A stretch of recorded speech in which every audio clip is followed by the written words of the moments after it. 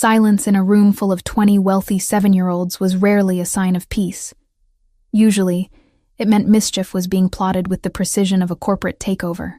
But today, the silence in room 3B at Oak Ridge Academy was born of exhaustion. The heavy, slate-gray sky pressing against the tall windows seemed to sap the energy from the children, leaving them listless over their grammar workbooks. Vanessa Turner stood at the front of the room, her hand gripping the edge of her mahogany desk, until her knuckles turned the color of old parchment. She wasn't looking at the students. She was staring at the sleek black smartphone face down on her planner, willing it not to vibrate again. It had been quiet for 12 minutes. That was the longest interval since sunrise. She smoothed the fabric of her skirt, a nervous tic she had developed over the last 6 months. To the parents who paid $50,000 a year in tuition, Vanessa was the picture of composed dedication. A 29-year-old widow with impeccable credentials, a soft voice, and a resilience that made her an excellent educator. They saw the honey-blonde hair pinned back in a chignon and the polite smile. They didn't see the woman who checked the locks on her apartment door 5 times before sleeping. They didn't see the bank alerts for the legal fees she could no longer afford. The phone buzzed against the wood. A short, angry sound. Vanessa didn't flinch visibly, but inside, her stomach twisted into a cold knot. She knew exactly what the message would say. Ryan Foster didn't need to be creative to be terrifying. He just needed to be consistent. He was a detective with the NYPD, a man who wore his badge not as a shield for the public, but as a weapon for his private wars. She slid the phone into her pocket without checking the screen. Reading it now would break her. She had to get through the afternoon. She had to get through the art exchange with the kindergarten class. She had to pick up Lily, one step at a time. If she looked too far ahead, the panic would swallow her whole. In the back row, closest to the radiator that clanked rhythmically, Leo Giardoni watched his teacher. He was 7 years old, but his eyes were ancient. Dark, observant, and unsettlingly intelligent, Leo didn't fit in with the other children. While they bragged about their ski trips to Aspen, or their new game consoles, Leo observed. He measured the world in silences and shadows. He liked Ms. Turner. She didn't talk down to him in that high-pitched voice adults used when they thought children were stupid. She smelled like vanilla and old books, a scent that reminded him of a memory he couldn't quite place. Perhaps from before his mother had packed a bag and vanished into the night, leaving him in the cavernous silence of his uncle's penthouse. Leo saw the way Ms. Turner's hand trembled when she reached for her water bottle. He saw the dark circles she tried to hide with concealer. He recognized the look in her eyes because he saw it in the mirror every morning. It was the look of someone waiting for the floor to drop out beneath them. "All right, everyone," Vanessa said, her voice steady despite the tremor in her hands. "Close your workbooks. It's time to head to the studio for the holiday project. Remember, we are setting an example for the kindergartners." Gentle hands, inside voices. The class erupted into the chaotic noise of chairs scraping and zippers zipping. The energy shifted from lethargy to excitement. They were making holiday cards today. Glitter and glue were high currency. Leo moved slowly. He packed his notebook, his movements precise. He hated the chaos. He hated the noise. He wanted to go home to the quiet order of his uncle's library, but he slung his expensive leather backpack over one shoulder and joined the line. The art studio was a large, airy space down the hall, smelling of tempera paint and wet wool from the coats drying near the entrance. The kindergarten class was already there, a swarm of smaller bodies and higher-pitched voices. Vanessa moved through the room like a ghost, helping open glue sticks and mediating disputes over red markers. She scanned the room constantly, her blue eyes darting to the door every time someone walked past. She was looking for Lily. Her daughter was sitting at a low table near the window, her blonde pigtails bobbing as she aggressively colored a snowman. Lily Turner was the only bright spot in Vanessa's collapsing world. She was 6, innocent, and completely unaware that her mother was currently being blackmailed with a fabricated dossier linking her to a drug ring she had never heard of. "Mommy," Lily chirped, spotting Vanessa. "Hi, Bug," Vanessa said, forcing a brightness into her tone that she didn't feel. She touched Lily's shoulder, grounding herself. "Are you making that for Grandma?" "No, for Santa." Lily whispered conspiratorially. But it's a secret. Okay, a secret. Vanessa kissed the top of her head. I have to help with the glitter station. You stay here, okay? As Vanessa moved away, the phone in her pocket buzzed again. Long, persistent. A call. She ignored it, but the vibration felt like a brand against her hip. Leo stood near the coat racks, watching the scene. He had finished his card early, a geometrically perfect Christmas tree with no people around it. He was bored. He watched Lily Turner working on her drawing. She was intense, pressing the crayons down hard. He liked her. She didn't ask him why he didn't have a mom. She just shared her goldfish crackers. The bell rang, signaling the transition to dismissal. The controlled chaos turned into a stampede. Teachers began clapping their hands for attention, organizing lines for buses and pickup. Backpacks, everyone. Don't forget your gear. The art teacher shouted over the din. The pile of bags in the corner was a mountain of nylon and leather. Leo went to retrieve his. He was jostled by a boy named Tyler, who was rushing to get to the door. Leo stumbled, annoyed, and grabbed the strap of the bag nearest to him. It was pink. He frowned, dropping it. He reached for the black one next to it, but in the crush of 30 children grabbing their belongings, things were shifting. Another pink backpack, Lily's, was knocked over, sliding next to Leo's feet. Leo, recovering his balance, reached down. The lighting in the corner was dim, shadows stretching long as the winter sun set early. He grabbed a handle. It wasn't his bag. He realized it a second too late as he was swept up in the current of students heading for the door. He looked down. He was holding a pink backpack with a unicorn keychain. He stopped, trying to turn back. But the flow of traffic was one way. He looked around for the owner. He saw Lily Turner disappearing out the door with a black leather backpack. No, she had a pink one too. There were 3 girls with pink backpacks. Leo sighed, the weight of the error settling on his small shoulders. He would have to tell Uncle Nicholas.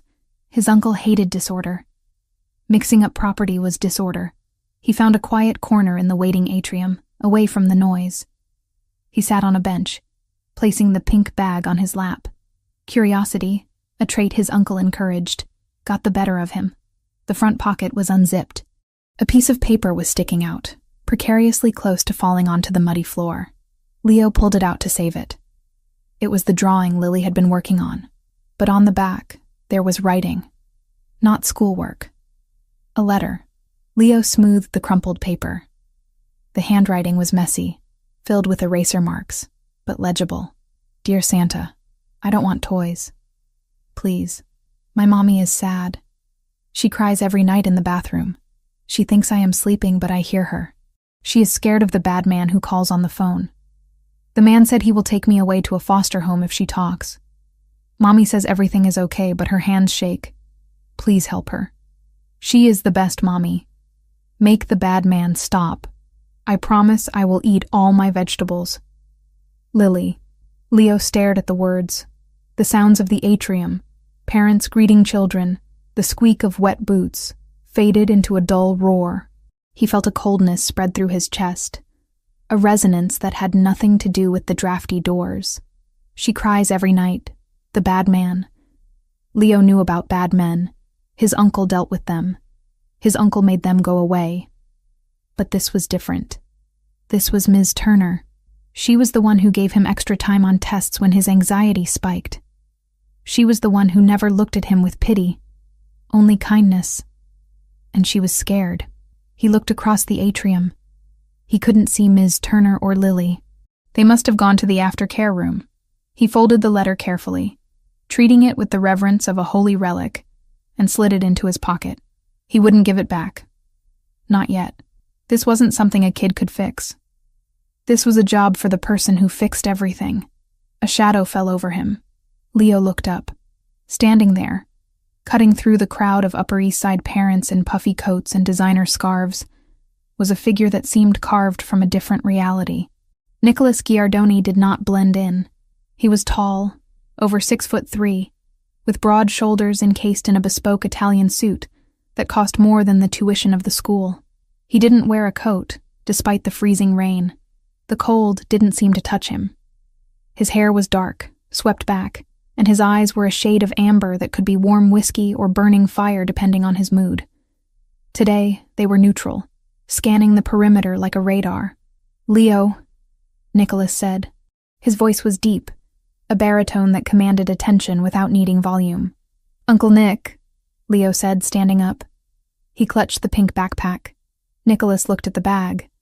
One eyebrow rose, a millimeter of expression that spoke volumes. "New style?" "Mistake," Leo muttered. "It belongs to Lily, Ms. Turner's daughter."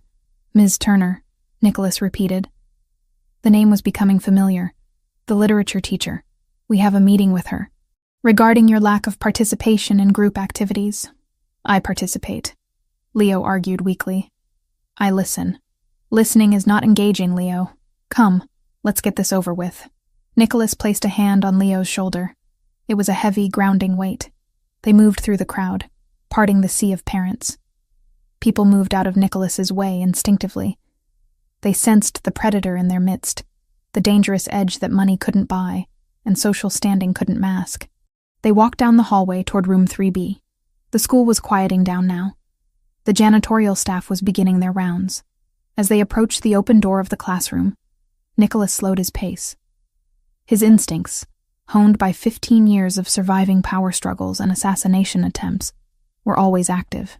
He heard a sound. Not a voice speaking, but a voice breaking. He held up a hand, signaling Leo to stop. They stood in the blind spot of the doorframe. Inside, Vanessa was alone. The students were gone. She was standing by the blackboard, wiping away the day's lessons. Her back was to the door, but her posture screamed defeat. Her shoulders were slumped, her head bowed. Her phone rang. She froze. Nicholas watched her reflection in the dark window pane. She stared at the device on her desk as if it were a bomb. She didn't want to answer it. He could see the terror radiating off her, a palpable aura of distress. She picked it up. Her hand was shaking so badly she almost dropped it. "Ryan, please," she answered. Her voice was thin, brittle. "I'm at work." Nicholas didn't move. He wasn't eavesdropping for pleasure. He was gathering intelligence. "Ryan, a first name, personal." "No," Vanessa whispered, and the sound was like tearing silk. "You can't do that. The dossier is fake." "You know it's fake." She listened to the response, and Nicholas saw her face crumble. It wasn't just sadness, it was devastation. She dropped the eraser she was holding. It hit the floor with a puff of white chalk dust. She didn't notice. She gripped the edge of the slate board, her nails scraping against the tray. "I'll get the money," she sobbed, her voice barely audible. "Just don't come to the apartment tonight. She's having nightmares. Please, just give me one more day." The person on the other end hung up. Vanessa stood there, the silence of the room rushing back in to suffocate her. She didn't scream. She didn't throw the phone. She just leaned her forehead against the cool blackboard and let out a single, ragged breath that sounded like a soul breaking. Nicholas Giardoni stood in the hall, his face an impassive mask. But beneath the tailored suit, his muscles coiled.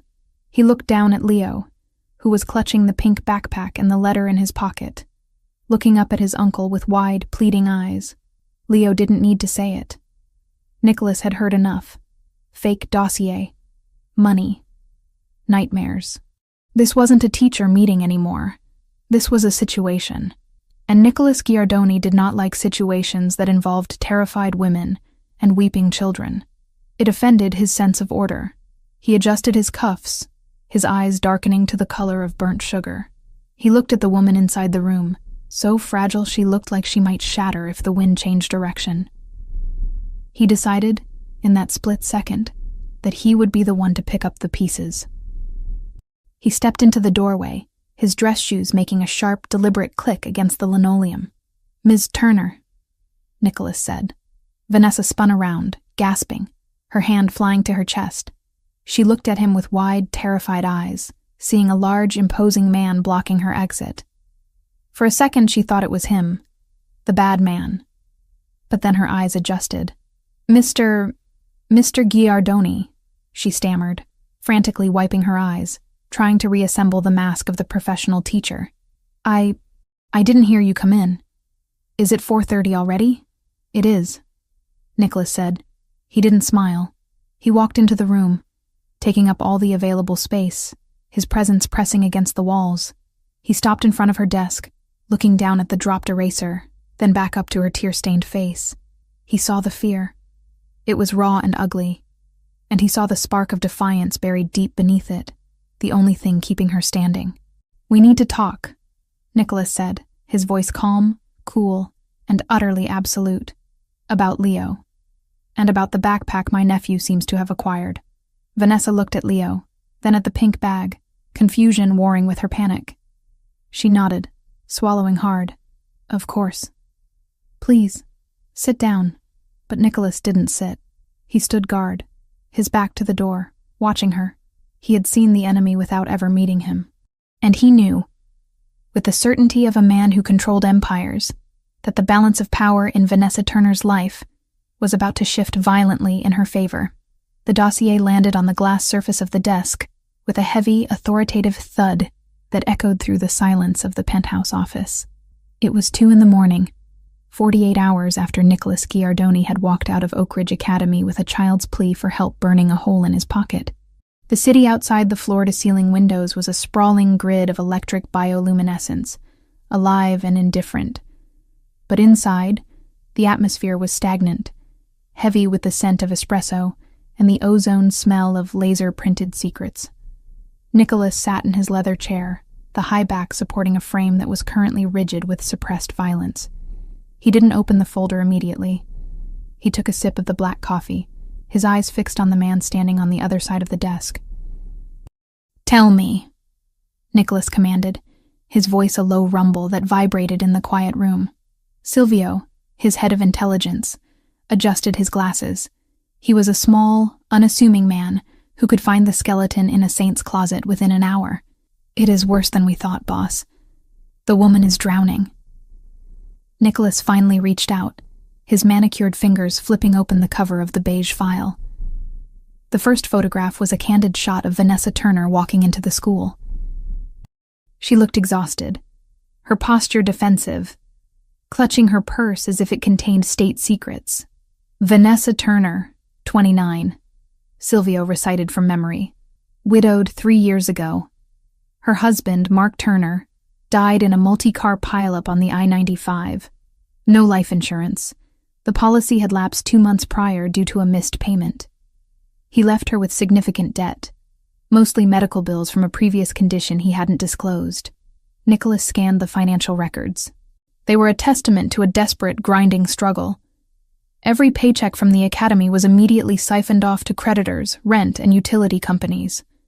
There were gaps where she clearly hadn't eaten so her daughter could have new shoes. It was the arithmetic of survival, and the numbers didn't add up. "And the cop?" Nicholas asked, turning the page. "Detective Ryan Foster." Silvio spat the name with professional disdain. 32. Decorated on paper, but his internal affairs file has been flagged and buried 3 times in the last 5 years. Excessive force, intimidation, evidence tampering. He meets his quotas, so the precinct looks the other way.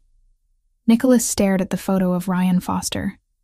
He had the kind of face that trusted authority too much, handsome in a generic, predatory way, with eyes that looked flat and dead.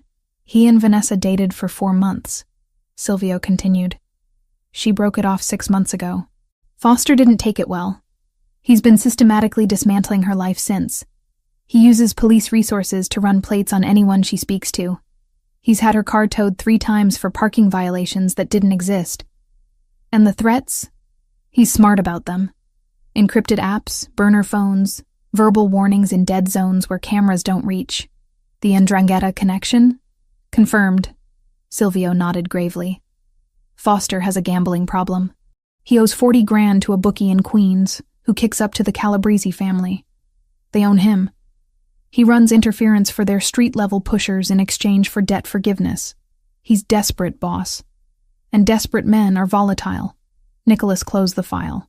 The anger he felt wasn't the hot, impulsive rage of his youth. It was cold, structural, and absolute.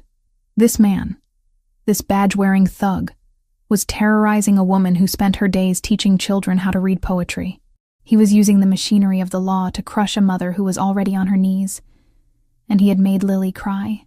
Nicholas stood up, buttoning his suit jacket. The movement was sharp. "He's escalating." "Yes," Silvio agreed. "We intercepted a text sent to her burner an hour ago. He's losing patience. He's threatening to plant narcotics in her apartment and call CPS. He wants her back, or he wants her destroyed." "Friday," Nicholas said, looking at the calendar on his desk. "Leo has an early dismissal today for the faculty development afternoon. The school will be empty by 3. What are your orders?" Nicholas walked to the window, looking down at the city he ruled from the shadows. He saw the lights of police cruisers weaving through traffic, symbols of an order that had failed Vanessa Turner. "Prepare the legal team," Nicholas said, his reflection in the glass looking like a specter of judgment. "I want the debt bought. All of it. The hospital bills, the credit cards, the student loans. Buy it quietly through the shell company in the Caymans. By Monday, I want to be the only person she owes anything to. And Foster?"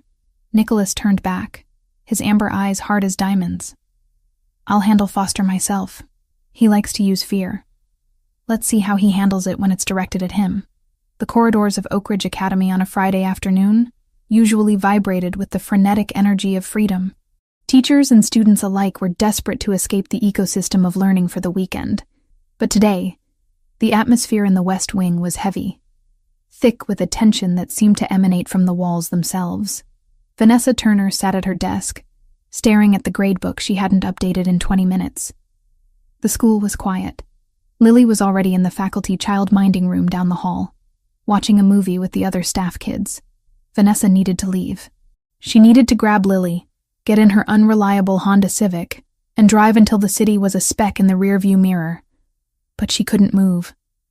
Ryan was outside. She knew it. She could feel him. He wasn't in the parking lot this time. He was inside. He had used his badge to bypass security, claiming he needed to speak to her about a police matter. The security guard, a retired cop himself, had let him through with a nod of camaraderie. Vanessa's hands were shaking as she shoved papers into her tote bag. "Get out. Just get out. Take the back exit." She stood up, swinging the bag over her shoulder. She moved toward the door of her classroom, her heart hammering against her ribs like a trapped bird. She reached for the handle, took a breath to steady herself, and pulled the door open. Ryan Foster was leaning against the lockers on the opposite wall, waiting for her. He smiled. It was a terrifying expression, devoid of warmth, stripping her naked with a single glance. He was wearing his leather jacket and jeans, his badge clipped visibly to his belt, a reminder of his power. "Going somewhere, Ness?" he asked, pushing off the wall and taking a step toward her. Vanessa stepped back, retreating into the classroom. It was a mistake. It gave him permission to follow. Ryan walked in, kicking the door shut behind him with his heel. The latch clicked, a sound that echoed like a gunshot in the empty room. "Leave me alone, Ryan," Vanessa said, her voice trembling despite her best efforts to sound strong. "I have to pick up Lily. Lily can wait," he said, his voice smooth, casual, as if they were discussing the weather. "We need to talk about us. You've been ignoring my texts." "That's rude, Vanessa. I don't like rude. There is no us," she pleaded, backing up until her hips hit the edge of her desk. She was trapped. "Please, just go. If you leave now, I won't report you." Ryan laughed. It was a harsh barking sound. "Report me? To who? My sergeant? He's the godfather of my sister's kid. The precinct is a brotherhood, Ness. You're just a hysterical ex-girlfriend with a history of instability. Who are they going to believe? The decorated detective or the struggling widow who can't even pay her electric bill?" He closed the distance between them. He smelled of stale coffee and aggressive cologne. He loomed over her, using his height to intimidate, placing his hands on the desk on either side of her hips, caging her in. "You look tired," he murmured, leaning in close enough that she could feel the heat of his breath on her cheek. "You look like you need someone to take care of you. Why are you fighting this? You know you can't survive on your own. I can make the debt go away. I can make the investigations stop. All you have to do is be a good girl." Vanessa turned her face away, revulsion rising in her throat. "Get away from me. Look at me when I'm talking to you," Ryan roared, his facade of calm shattering instantly. He grabbed her chin, his fingers digging into her skin, forcing her to look at him. "You think you're better than me? You think because you teach at this fancy school you're too good for a cop? You're nothing without me. Nothing." Tears pricked Vanessa's eyes, hot and humiliating. She was paralyzed by the violence in his gaze. He was going to hit her. She knew the signs. The dilated pupils, the vein throbbing in his neck. "Please," she whispered. "Please what?" Ryan sneered. "Beg. Maybe if you beg nicely, I won't file that report with CPS today. I have the paperwork right here in my car. Unfit mother due to financial instability and erratic behavior. They'll take Lily straight to a group home in the Bronx." The threat hung in the air, monstrous and suffocating. "Excuse me." The voice came from the doorway. It was not loud. It was not shouted. It was conversational, polite, and colder than the bottom of the ocean. Ryan froze. His hand was still gripping Vanessa's chin. He turned his head slowly, annoyed at the interruption. Nicholas Giardoni stood in the doorway. He had reopened the door without making a sound. He was wearing a navy three-piece suit that fit him like a second skin. His posture relaxed, his hands in his pockets. But the air around him crackled with a dark, lethal electricity. "Who the hell are you?" Ryan snapped, dropping his hand from Vanessa's face and turning to face the intruder. "This is a private conversation. Get out." Nicholas didn't move. He didn't blink. He just looked at Ryan, his gaze traveling from the detective's scuffed boots to the cheap leather jacket, and finally resting on the badge. He analyzed him, dismantled him, and discarded him in the span of 3 seconds. "I believe," Nicholas said, stepping into the room, "that the lady asked you to leave. Twice." Ryan puffed out his chest, falling back on his authority. "I'm a police officer, Detective Ryan Foster. I'm conducting an investigation. Now back off, pal, before I arrest you for obstruction." Nicholas smiled. It wasn't a nice smile. It was the smile of a wolf watching a rabbit try to explain why it shouldn't be eaten. "An investigation," Nicholas repeated, savoring the word. He walked further into the room, placing himself deliberately between Ryan and Vanessa. He didn't look at her yet, but his presence formed a wall of granite shielding her. Is that what they call assaulting a woman in a classroom these days? The NYPD standards must have lowered significantly. "Listen to me," Ryan started, reaching for his handcuffs, an instinctual move to dominate. "No," Nicholas interrupted. The word was soft, but it hit like a physical blow. "You listen, detective. You are currently trespassing on private property. You are harassing a member of the faculty, and you are boring me." Ryan's face turned red. He wasn't used to being spoken to like this. People feared the badge. "You want to go downtown? Is that it? I can ruin your day in 5 minutes." Nicholas finally took his hands out of his pockets. He checked his watch, a platinum Patek Philippe that cost more than Ryan made in 5 years. "You have 30 seconds to leave this building. If you are still here at 31 seconds, I will call the commissioner.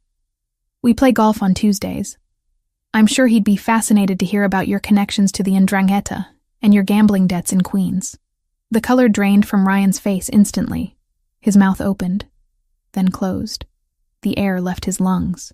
How do you know about that?" Nicholas took a step forward. Ryan took a step back. "I know everything," Nicholas said, his voice dropping to a whisper that only the 3 of them could hear. "I know about the 40 grand.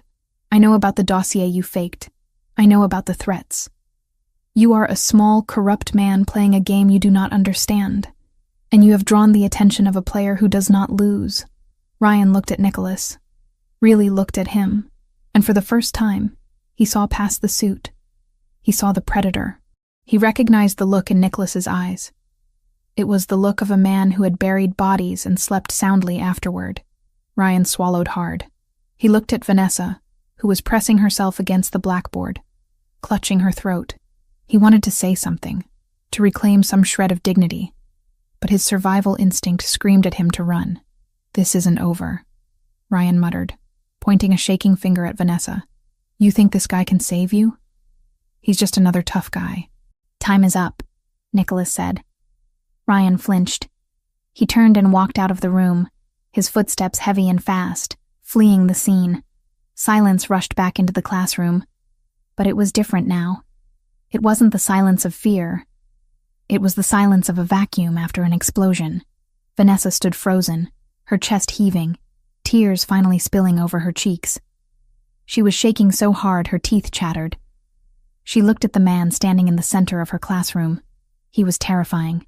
He had dismantled Ryan with a few sentences. He knew things, dark things. Nicholas turned to her. The coldness vanished from his face, replaced by a grave, intense concern. He didn't move toward her immediately, respecting her space. "Are you hurt?" he asked. Vanessa shook her head, unable to speak. She wrapped her arms around herself, trying to hold her shattering composure together. Who are you? How do you know all that?" "I told you," Nicholas said gently. "I'm Leo's uncle." You're Mafia," she whispered. The word hung in the air. It was the only explanation. The suit, the power, the knowledge of the Ndrangheta. Nicholas didn't deny it. He didn't confirm it. He simply reached into his jacket pocket. "I am a man who solves problems," he said. "And it seems you have a problem that requires a specific set of skills." He pulled out a piece of paper. It was folded, wrinkled, and covered in pencil marks. Vanessa recognized the paper stock. It was from the school art supply.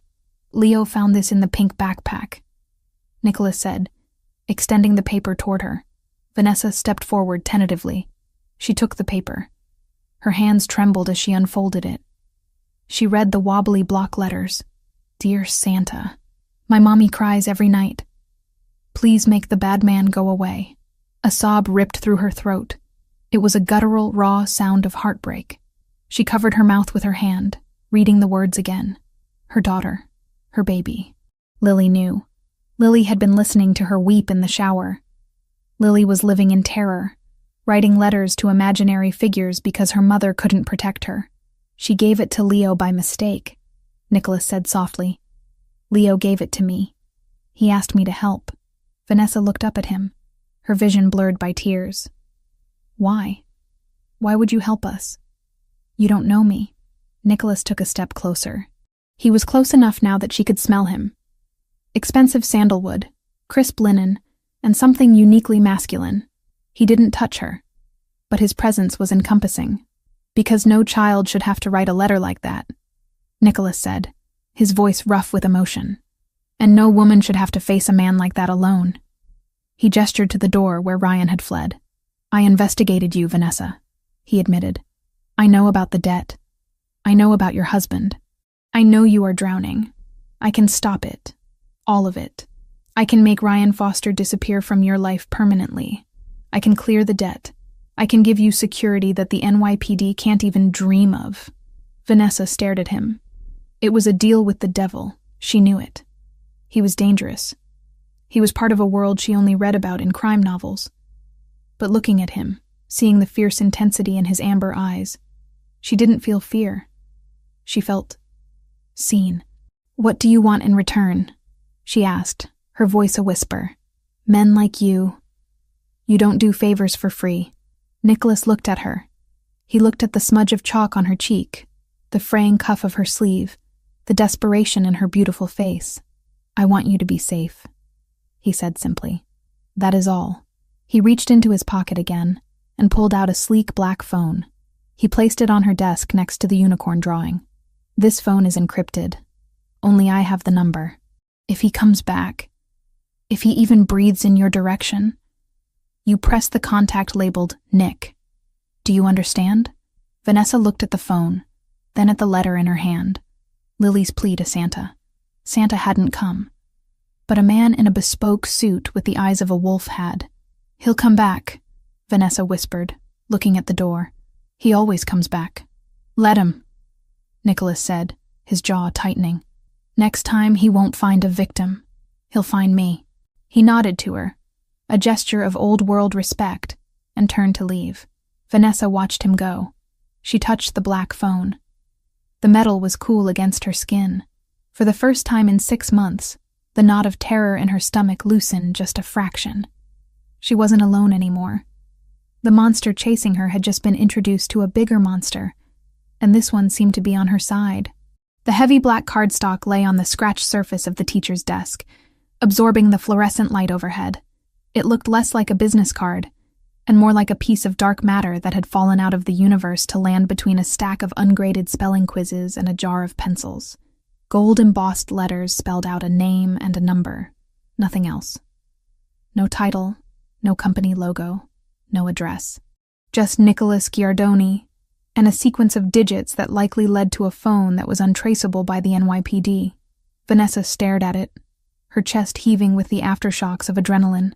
The classroom was empty now, Ryan's aggressive cologne finally dissipating, replaced by the lingering scent of sandalwood and danger that Nicholas had left behind. "I can't do this," she whispered to the empty room. Her voice sounded thin, scraping against the silence. She picked up the card, intending to tear it in half. Accepting help from a man like Nicholas Giardoni wasn't a lifeline. It was a transfer of ownership. She had watched enough news, heard enough whispers in the faculty lounge about who really owned the construction contracts for the new gymnasium. You didn't invite the devil into your living room just because he offered to turn up the heat. But her fingers wouldn't rip the paper. Instead, she traced the raised gold lettering. "I want you to be safe, that is all." His words replayed in her mind, a smooth baritone that felt unnervingly solid compared to Ryan's erratic shouting. Ryan was a storm, violent, unpredictable, noisy. Nicholas was a mountain, immovable, silent, casting a shadow that could either shelter or freeze you to death. "He wants something," she reasoned, her mind racing through the cynical arithmetic of survival she had learned over the last 3 years. Men like that always want something. She shoved the card deep into her purse, hidden inside the zippered pocket where she kept her emergency cash. She wouldn't use it. She couldn't. But she wouldn't throw it away either. It was a weapon. And when you were walking through a war zone, you didn't discard ammunition, even if you didn't know how to use the gun. The drive to pick up Lily was a blur of paranoia. Vanessa checked the rearview mirror every 3 seconds. Every black sedan was an unmarked police car. Every shadow stretching across the wet pavement was a figure waiting to strike. Her Honda Civic rattled as she navigated the potholes of Queens, the heater blowing lukewarm air that smelled of dust and old plastic. When she reached the aftercare facility, Lily was sitting by the window, her nose pressed against the glass, fogging it up. The sight of her daughter, alive, safe, wearing a mismatched outfit, because she had insisted on dressing herself that morning, broke the dam holding back Vanessa's tears. She swallowed them down. She couldn't be weak. Not now. "Mommy." Lily launched herself into Vanessa's arms the moment the door opened. "Gotcha," Vanessa said, lifting her up. The weight of the 6-year-old was the only thing anchoring her to the earth. "Ready to go home? We can make pancakes for dinner." "Breakfast for dinner," Lily cheered, oblivious to the fact that pancakes were on the menu because they were cheap and filling, and the grocery budget for the week was down to $12. The apartment building was a pre-war structure that had survived decades of neglect. The lobby smelled of bleach and boiled cabbage. Vanessa carried Lily up the 3 flights of stairs, her muscles burning. She didn't put her daughter down until they were inside Unit 3B. The ritual began immediately. It was a routine Vanessa performed with religious fervor. Deadbolt clicked. Chain slid into place. A sturdy wooden chair wedged under the knob. She checked the window locks, even though they were on the 3rd floor, and the fire escape didn't reach their bedroom. "Mommy, why do you always put the chair there?" Lily asked, kicking off her sneakers. "Are we playing fort?" "Yes, baby," Vanessa lied, her voice steady. "It's for the fort. We have to keep the dragons out." They ate pancakes in the small kitchen, the only light coming from the stove hood to save electricity. Outside, the wind howled through the alleyway, rattling the loose window frames. Every rattle made Vanessa jump. She watched Lily eat, watching the way syrup stuck to her chin, thinking about the pink backpack and the letter. "My mommy cries every night." Guilt, sharp and toxic, flooded her system. She thought she had been hiding it well. She thought the shower masked the sobbing. But children were radar dishes for emotion. They picked up on every frequency their parents tried to jam. "I love you, Lil," Vanessa said, reaching across the table to squeeze her daughter's hand. "I know," Lily said through a mouthful of fluff. "I love you too, and Santa is going to help us." Vanessa froze. "Santa? I sent him a letter," Lily said matter-of-factly. "Leo said his uncle knows Santa, so it's going to be okay." Vanessa felt a chill that had nothing to do with the drafty window. Leo, the quiet boy with the sad eyes. Nicholas hadn't just intercepted a letter. He had been invited into their lives by the innocence of 2 children. By 9 o'clock, Lily was asleep, clutching her stuffed rabbit. Vanessa sat in the living room, the encrypted black phone Nicholas had given her sitting on the coffee table like a monolith. She stared at it. It seemed to pulse with a silent invitation. Press the button. End the fear.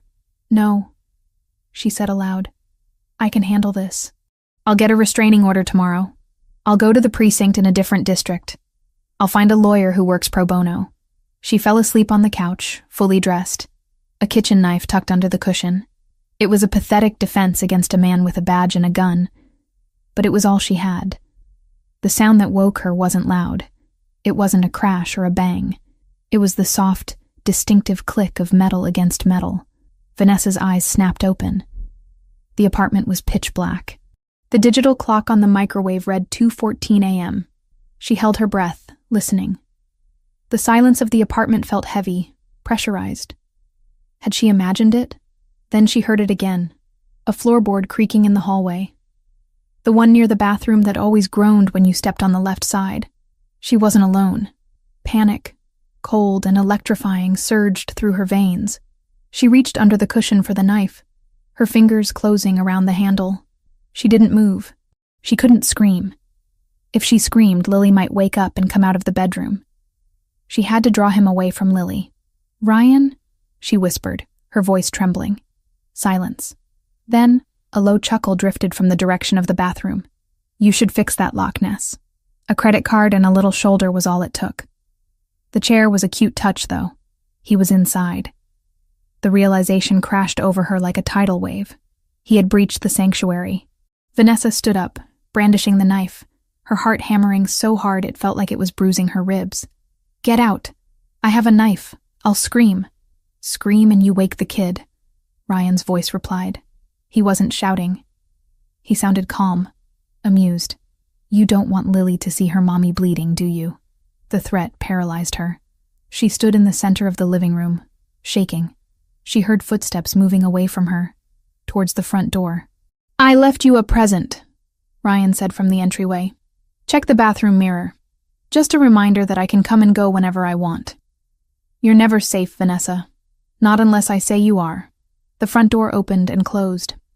The latch clicked. He was gone. Vanessa stood frozen for a full minute, waiting for the trick, waiting for him to burst back in. When the silence stretched on, she rushed to the door, slamming the deadbolt home, fumbling with the chain, her hands shaking so violently she could barely coordinate her fingers. She shoved the chair back under the knob, then dragged the small sofa across the room to barricade it further. Only then did she run to the bathroom. She flipped the light switch. The harsh yellow bulb illuminated the small tiled space. On the mirror above the sink, written in thick, greasy red letters, was a message. It wasn't written in marker. It was written in lipstick. A bright, cherry red shade. Vanessa looked down at the counter. Lily's play makeup kit was open. Her favorite princess lipstick had been smashed, the tip broken off, and used to scrawl the threat. "TikTok, teacher." 24 hours. He had touched Lily's things. He had been in here, in the dark, while they slept. He had touched her daughter's toys with his hands. Vanessa dry-heaved, clutching the edge of the sink. The violation was absolute. The restraining order wouldn't work. The different precinct wouldn't work. Ryan was right. He was the law. Or at least he hid behind it well enough to destroy her before anyone noticed. She walked back into the living room. She looked at the kitchen knife in her hand. It looked like a toy. It was useless against the monster circling her house. Her eyes fell on the coffee table, the black phone. She didn't hesitate this time. She didn't think about the morality of the Mafia, or the debt she would incur, or the pride she was swallowing. She thought about cherry red lipstick on a bathroom mirror, and the fact that a man had stood outside her daughter's bedroom door while she slept. She picked up the phone. There was only one contact saved. Nick. She pressed the call button. It rang once. "Talk to me," Nicholas's voice answered. He sounded wide awake, alert, as if he had been sitting by the phone waiting for this exact moment. He was here. Vanessa whispered, her voice breaking into a sob she couldn't suppress anymore. He broke in. He wrote on the mirror with Lily's lipstick. He said, "I have 24 hours. Are you hurt?" The question was sharp, immediate. "No." He left. But he was inside. He touched her things, Nicholas. He touched her things. "Is the door secured?" "Yes. I put the couch in front of it." "Good. Keep it there." There was a rustling sound on the other end, the sound of movement, of fabric shifting. "Do not open that door for anyone but me. I'm coming." "It's 2 a.m., she said senselessly. "You can't." "I'll be there in 15 minutes, Nicholas interrupted. His voice was no longer just calm. It was lethal. It was the voice of a man issuing a death sentence. "Pack a bag. Essentials only. You're not staying there another night." "Where are we going?" "Somewhere he can't reach you. 15 minutes, Vanessa. Stay away from the windows." The line went dead. Vanessa dropped the phone onto the couch and sprinted to the bedroom. She grabbed a duffel bag from the closet. Hands shaking, she threw in clothes for Lily. Pajamas, school uniform, underwear, socks. She grabbed her own toiletries, a pair of jeans, a sweater. She grabbed Lily's favorite stuffed rabbit, Mr. Hops, ensuring it was safe. She moved with the frantic energy of a refugee fleeing a war zone, which, in a way, she was. She sat on the edge of the bed, watching the digital clock. 2:20, 2:25, 2:29. At exactly 2:30, a heavy knock sounded on the door. 3 distinct raps. "Vanessa, it's Nicholas." She ran to the living room. She dragged the sofa back, her adrenaline giving her strength she didn't know she possessed. She undid the locks, the chain, the deadbolt. She threw the door open. The hallway, usually dim and smelling of mildew, was filled with men. There were 4 of them, dressed in black tactical gear that looked expensive and terrifyingly efficient. They were scanning the stairwell, the elevator, the street below. In the center of them stood Nicholas. He wasn't wearing the suit from the afternoon. He was wearing dark jeans, a black cashmere sweater, and a heavy wool coat. He looked bigger like this, broader. He looked like a warlord who had descended from his fortress. He stepped inside immediately, filling the tiny apartment with his presence. He didn't look at her at first. His eyes swept the room, checking corners, checking shadows. "Clear the perimeter," he ordered the men in the hallway. 2 of them moved toward the stairs. 1 remained at the door facing out. Nicholas turned to Vanessa. He reached out, his hands hovering near her arms but not touching, checking her for invisible wounds. "Did he touch you?" "No." She shook her head, tears streaming freely now. He wanted me to know he could." Nicholas's jaw tightened until a muscle feathered in his cheek. He looked toward the bathroom. The mirror. Yes. He walked over, looked inside, and stared at the red message for a long moment.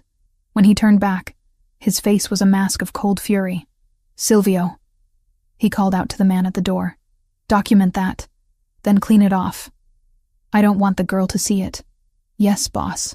Nicholas walked back to Vanessa. "Where is she?" "Sleeping. In the bedroom. Get her. We leave now." Vanessa nodded and turned to the bedroom. But she didn't need to go far.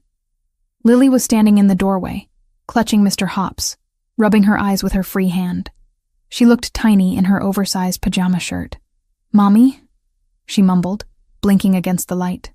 "Is the bad man back?" Vanessa rushed to her, falling to her knees to hug her. "No, baby. No. It's okay." Lily looked over Vanessa's shoulder. She saw the large men in the hallway. She saw the man in the black coat standing in their living room. Her eyes went wide. She pulled back from Vanessa and stared at Nicholas. Nicholas didn't loom over her. He didn't stay standing. Slowly, With a grace that belied his size, he lowered himself onto one knee, the expensive denim of his jeans pressed against the dirty linoleum floor. He brought himself down to her eye level. "Hello, Lily," he said. His voice was unrecognizable from the one that had ordered the perimeter cleared. It was soft, gentle, almost reverence. Lily took a step forward, ignoring her mother's protective grasp. She stared at Nicholas, at his dark hair, his intense eyes, the aura of absolute command he radiated. "Are you him?" she whispered. Nicholas tilted his head slightly. "Who?" "Santa," Lily breathed. "Leo said his uncle knows Santa. Did you get my letter?" Vanessa held her breath. She waited for him to correct her, to laugh, to explain. Nicholas didn't smile. He looked at the child with solemn seriousness. He understood the gravity of belief. He understood that she wasn't asking about a man in a red suit. She was asking about salvation. "I got your letter," Nicholas said, "and I came as fast as I could." Lily's lower lip trembled. "Is the bad man gone?" Nicholas reached out, offering his hand. It was large, scarred, capable of terrible violence, but he held it open, palm up, a gesture of peace. "He's not going to bother you tonight, Lily, and I am going to make sure he never scares your mommy again. That is a promise." "Pinky promise?" she asked, extending her small finger. Nicholas hooked his large pinky around hers. "Blood oath," he murmured, then corrected himself. "The biggest promise there is." Vanessa watched them, her heart twisting in her chest. She saw the way Nicholas looked at her daughter, not as a burden, not as baggage, but as something precious that required defending. She saw the way Lily looked at him, with instant, instinctive trust, and in that moment, the last of Vanessa's resistance crumbled. She looked at the peeling paint on the walls, the flimsy lock on the door, the knife on the couch. Then she looked at the man kneeling on her floor, pledging his protection to a 6-year-old. She wasn't just accepting help. She was choosing a side. "We have to go, Lily," Vanessa said, her voice steady for the first time that night. "Mr. Nicholas has a safe place for us to stay." "Like a castle?" Lily asked, looking at Nicholas. Nicholas stood up, lifting Lily effortlessly into his arms, as if she weighed nothing. He grabbed the duffel bag with his other hand. "Better than a castle," Nicholas said, walking toward the door. "It has heated floors and a chef who makes pancakes at 3 a.m. He paused at the threshold and looked back at Vanessa. "Coming?" Vanessa grabbed her purse. She took one last look at the apartment that had been her prison of fear for 6 months. She looked at the chair she had used to barricade the door, now uselessly pushed aside. "Yes," she said. She stepped out into the hallway, flanked by Nicholas's security team. As they walked toward the elevator, Nicholas shifted Lily so she could rest her head on his shoulder. The little girl was already falling back asleep, secure in the arms of the most dangerous man in the city. Vanessa walked beside him. She knew, with a terrifying clarity, that she had just crossed a line she could never uncross. She had invited the darkness in to fight the darkness. But as she looked at Nicholas's profile, grim, determined, and fiercely protective, she realized that for the first time in years, she wasn't walking alone. They stepped into the waiting elevator, the doors sliding shut on her old life, sealing her fate with a soft metallic chime. The silence of the Upper East Side penthouse was a physical weight, heavy and unfamiliar. For 6 months, Vanessa Turner had lived in a soundscape of fear. The creak of floorboards in a pre-war walk-up, the rattle of single-paned windows in the wind, the phantom vibrations of a phone that signaled another threat. Here, 30 stories above the city, the world was muted by triple-paned glass and thick, plush carpeting that swallowed footsteps whole. Vanessa woke up before the alarm, her body jerking upright in the king-sized bed, her hand instinctively reaching for a weapon that wasn't there. It took her several seconds to calibrate her reality. She wasn't in Queens. The sheets against her skin were high thread-count Egyptian cotton, cool and crisp, not the pilled flannel she had owned for years. The light filtering through the sheer curtains was the soft, diffuse gray of a Manhattan morning, not the harsh glare of a street lamp buzzing outside her bedroom window.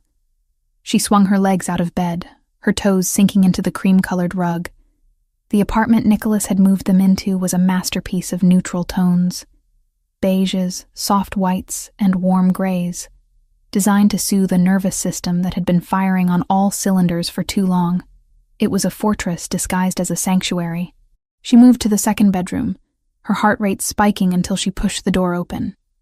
Lily was asleep, sprawled across a bed that looked like a cloud, clutching Mr. Hops. The room was safe. The windows were locked. The door was solid oak. Vanessa exhaled, a long, shaky breath that released a fraction of the tension coiled in her spine. "We're here," she whispered to herself, as if saying it aloud made it true. "We're safe." But safety came with conditions, and Vanessa was not a woman who accepted charity easily. She walked into the kitchen, a space gleaming with marble and stainless steel, to find a coffee maker that probably cost more than her first car. There was a note on the counter, written in a sharp, angular script on heavy cardstock. "Marcus is outside the door. He will drive you. Eat breakfast." There was no signature, but there didn't need to be. Nicholas Giardoni's presence lingered in the instruction, commanding even when he wasn't in the room. When Nicholas arrived an hour later, Vanessa was dressed in her teaching clothes, drinking coffee with a defiance that masked her anxiety. He walked in without knocking. He had a key, of course, and the air in the room seemed to compress. He wasn't wearing the severe black suit from the night of the extraction. He wore a charcoal sweater and dark denim, looking less like a Mafia don and more like a wealthy architect, though the way his eyes scanned the room for threats betrayed his true nature. "You slept," he stated, looking at her. It wasn't a question. "A little," Vanessa replied, setting her mug down. "Nicholas, we need to talk about the arrangement." He paused, leaning against the marble island, crossing his arms over his chest. His biceps strained against the fabric of his sweater. "The arrangement is simple. You stay here. You stay alive. Ryan can't touch you." "I can't just hide here," she insisted, straightening her spine. "I have a job. I have students who depend on me. I am not going to stop living just because Ryan is trying to destroy me. If I hide, he wins." Nicholas frowned, his amber eyes darkening. "If you go out there, you are a target. Ryan is unpredictable. He's desperate." "I am a teacher," Vanessa said firmly. "It's the only piece of my identity I have left that isn't defined by being a widow or a victim. I need to go to work." They stared at each other across the kitchen island. A silent battle of wills. Vanessa expected him to bark an order, to forbid it. That's what men in his position did. They controlled. That's what Ryan would have done. Instead, Nicholas exhaled slowly. He looked at her. Really looked at her, assessing her fragility against her steel. "Fine," he said. "But you do not take the subway. You do not drive that Honda. Marcus takes you. He stays on the premises. If you move from one room to another, he knows. If you go to the bathroom, he stands outside the door." "That seems excessive," Vanessa countered, though her relief was palpable. "Excessive is my specialty," Nicholas replied, pushing off the counter. "Marcus is a former Navy SEAL. He is not a chauffeur. He is a weapon I am placing between you and the world. Treat him with respect, but do not think for a second he is there to be your friend. He is there to ensure you come home to this apartment every night." The routine established itself with a jarring speed. Vanessa went from being a woman who checked shadows to a woman who traveled in a cavalcade of protection. The black SUV that took her to Oak Ridge Academy was armored. The door thudded with a reassuring heaviness when it closed. Marcus was a silent giant, a man of few words who scanned the perimeter of the schoolyard with the intensity of a hawk. At first, Vanessa felt conspicuous. She felt like a fraud, a school teacher arriving in a vehicle meant for diplomats or warlords. But as the days turned into a week, the shame was replaced by a profound, intoxicating sense of relief. For the first time in 6 months, she could walk from the car to the school entrance without holding her breath. She knew Ryan was out there. Nicholas's intelligence reports confirmed he was seething, looking for an opening. But the wall around her held. Life inside the penthouse developed its own rhythm. It was a gilded cage, yes, but one filled with warmth. Nicholas visited in the evenings. He didn't come to collect on a debt. He came to cook, It started on a Tuesday. Vanessa had returned from school, exhausted, planning to make grilled cheese for Lily. She found Nicholas in the kitchen, sleeves rolled up to his elbows, revealing forearms corded with muscle and a faint scar running down his left wrist. The air smelled of garlic, basil, and simmering tomatoes. "What are you doing?" she asked, stopping in the doorway, her bag sliding from her shoulder. "Making sauce," Nicholas said, not looking up from the onions he was dicing with surgical precision. "The jarred stuff you have in the pantry is an insult to my ancestors."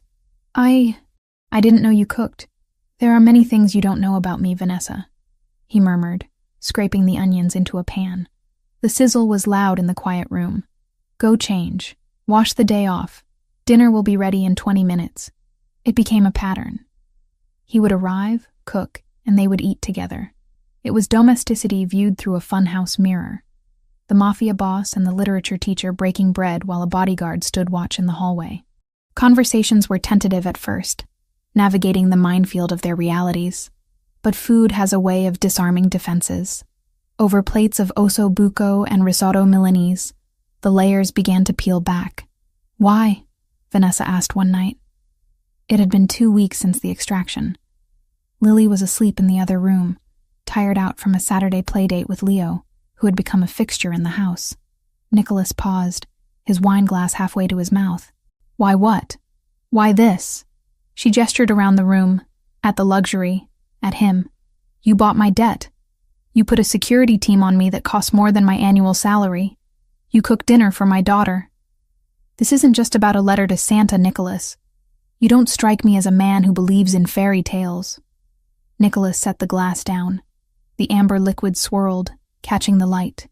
He looked at her, his expression stripping away the charming host mask to reveal the scarred man beneath. "My mother," he said quietly. The temperature in the room seemed to drop. She was a saint, a soft woman. She loved opera and gardening. My father, he was efficient, cold, but he wasn't the problem. It was her second husband. After my father went to prison the first time, she remarried. A man who smiled in public and broke things in private. Vanessa held her breath. She recognized the narrative. It was the same story she had lived, just told in a different voice. "I was 10, Nicholas continued, his gaze unfocused, looking at a point in the past. "I heard it, every night, the shouting, the breaking glass, the apologies in the morning. I was small, weak. I couldn't stop him. One night he went too far. She didn't wake up." "Nicholas," Vanessa whispered, her hand instinctively reaching across the table, hovering near his. He looked at her hand, then up to her eyes. "My father got out of prison a year later. He took over the family business. He taught me that power is the only thing that matters, because power is the only thing that protects. I made a vow when I buried her. I swore that if I ever had the power to stop a man like that, I would. I don't care about the law. The law didn't save my mother. The law isn't saving you." Vanessa felt a tear slide down her cheek. Ryan wasn't like this in the beginning, she confessed, her voice trembling. He was charming, protective. It felt good, you know? To be wanted that much. To have someone who wanted to know where I was every second. "Control often masquerades as care," Nicholas said, his voice hard. "Then I said no," Vanessa said, staring at the tablecloth. "He proposed. I wasn't ready. Mark hadn't been gone that long, and something felt off. When I said no, the mask fell. It wasn't sadness. It was rage." He started small, checking my receipts, criticizing my clothes, then the financial stuff. He knew I was struggling. He used it. He wanted me broken, so he could be the only one to fix me. He wanted a possession, not a partner, Nicholas corrected. "And now I'm here." She looked up at him, her blue eyes searching his face, in another man's house, under another man's protection. How do I know this isn't just a different version of the same trap? How do I know I'm not trading a jailer for a warden? It was the question that had been haunting her. Nicholas didn't get angry. He didn't offer platitudes. He leaned forward, his elbows on the table, closing the distance between them without touching her. "Because the door is unlocked, Vanessa," he said intensely. You can leave. Right now. You can take Lily and go to Ohio, or Florida, or Paris. I will fund it. I will give you new identities. I will make sure you never see me again, if that is what you want. I am not keeping you here to own you. I am keeping you here to keep you breathing. The sincerity in his voice was a physical force. It hit her in the chest, knocking the wind out of her cynical defenses. He wasn't Ryan. Ryan needed her to be weak. Nicholas was giving her the space to be strong. I don't want to leave, she admitted, the words barely a whisper. Good, Nicholas said, and the corner of his mouth ticked up in a ghost of a smile, because Leo would be devastated. He thinks you're the only person who understands why he draws everything in black and white. The mention of Leo brought a lightness back to the conversation. Saturday playdates had become the highlight of the week. Leo, usually so solemn and withdrawn, came alive around Lily. Lily was a force of nature, loud, colorful, demanding joy. She dragged Leo into her orbit, forcing him to play dress-up, to build forts, to be a child. Vanessa watched them from the kitchen doorway sometimes, seeing the way Leo protected Lily, the way he anticipated her needs. It was a miniature reflection of the man standing beside her. He's a good boy, Vanessa said. He carries a lot of weight for a 7-year-old. He saw too much too young, Nicholas said, standing up to clear the plates. Like me. Vanessa stood up too. They were close now, standing in the narrow space between the table and the counter, the air between them charged with a sudden, undeniable electricity. It wasn't just gratitude anymore. It was attraction. It was the way his shirts fit across his shoulders. It was the way he looked at her, not as a victim, but as a woman who had walked through fire and come out carrying her daughter. She saw his gaze drop to her lips, then flick back up to her eyes. He wanted to kiss her. She could feel the desire radiating off him, heat against her skin, and God help her. She wanted him to. She wanted to feel something other than fear. She wanted to feel his strength wrapped around her, not as a shield, but as an embrace. But she froze. The trauma was still there, a jagged glass wall between her and intimacy. Nicholas saw the hesitation. He saw the minute tensing of her shoulders. He stepped back immediately, respecting the boundary she hadn't even voiced. I should go, he said, his voice rougher than usual. I have a meeting downtown. Late night. Thank you, Vanessa said, her voice breathless. For dinner, for everything. You don't need to thank me for doing what is right. He walked to the door. Before he left, he turned back. Sleep well, Vanessa. Marcus is on duty. Nothing gets through that door. Good night, Nicholas. When the door clicked shut, the silence returned, but it wasn't heavy anymore. It was filled with possibility. Vanessa touched her lips, imagining the kiss that hadn't happened. She wasn't just safe. She was starting to feel alive. The next morning, the reality of her dual life hit her. She was grading papers at the kitchen table while Lily watched cartoons. The sun was streaming in, making the room feel bright and hopeful. Mommy, look! Lily pointed at the TV. It's the park. Can we go to the park, please? I haven't been on a swing forever. Vanessa hesitated. The park was public. The park was open. But they had been cooped up for nearly 3 weeks. Lily was climbing the walls. We have to ask Marcus, Vanessa said. Marcus, standing by the door like a statue, nodded once. Central Park is fine, ma'am. We stick to the open areas. I'll have a second unit trail us. A second unit? Vanessa asked. Standard procedure for open ground, Marcus replied.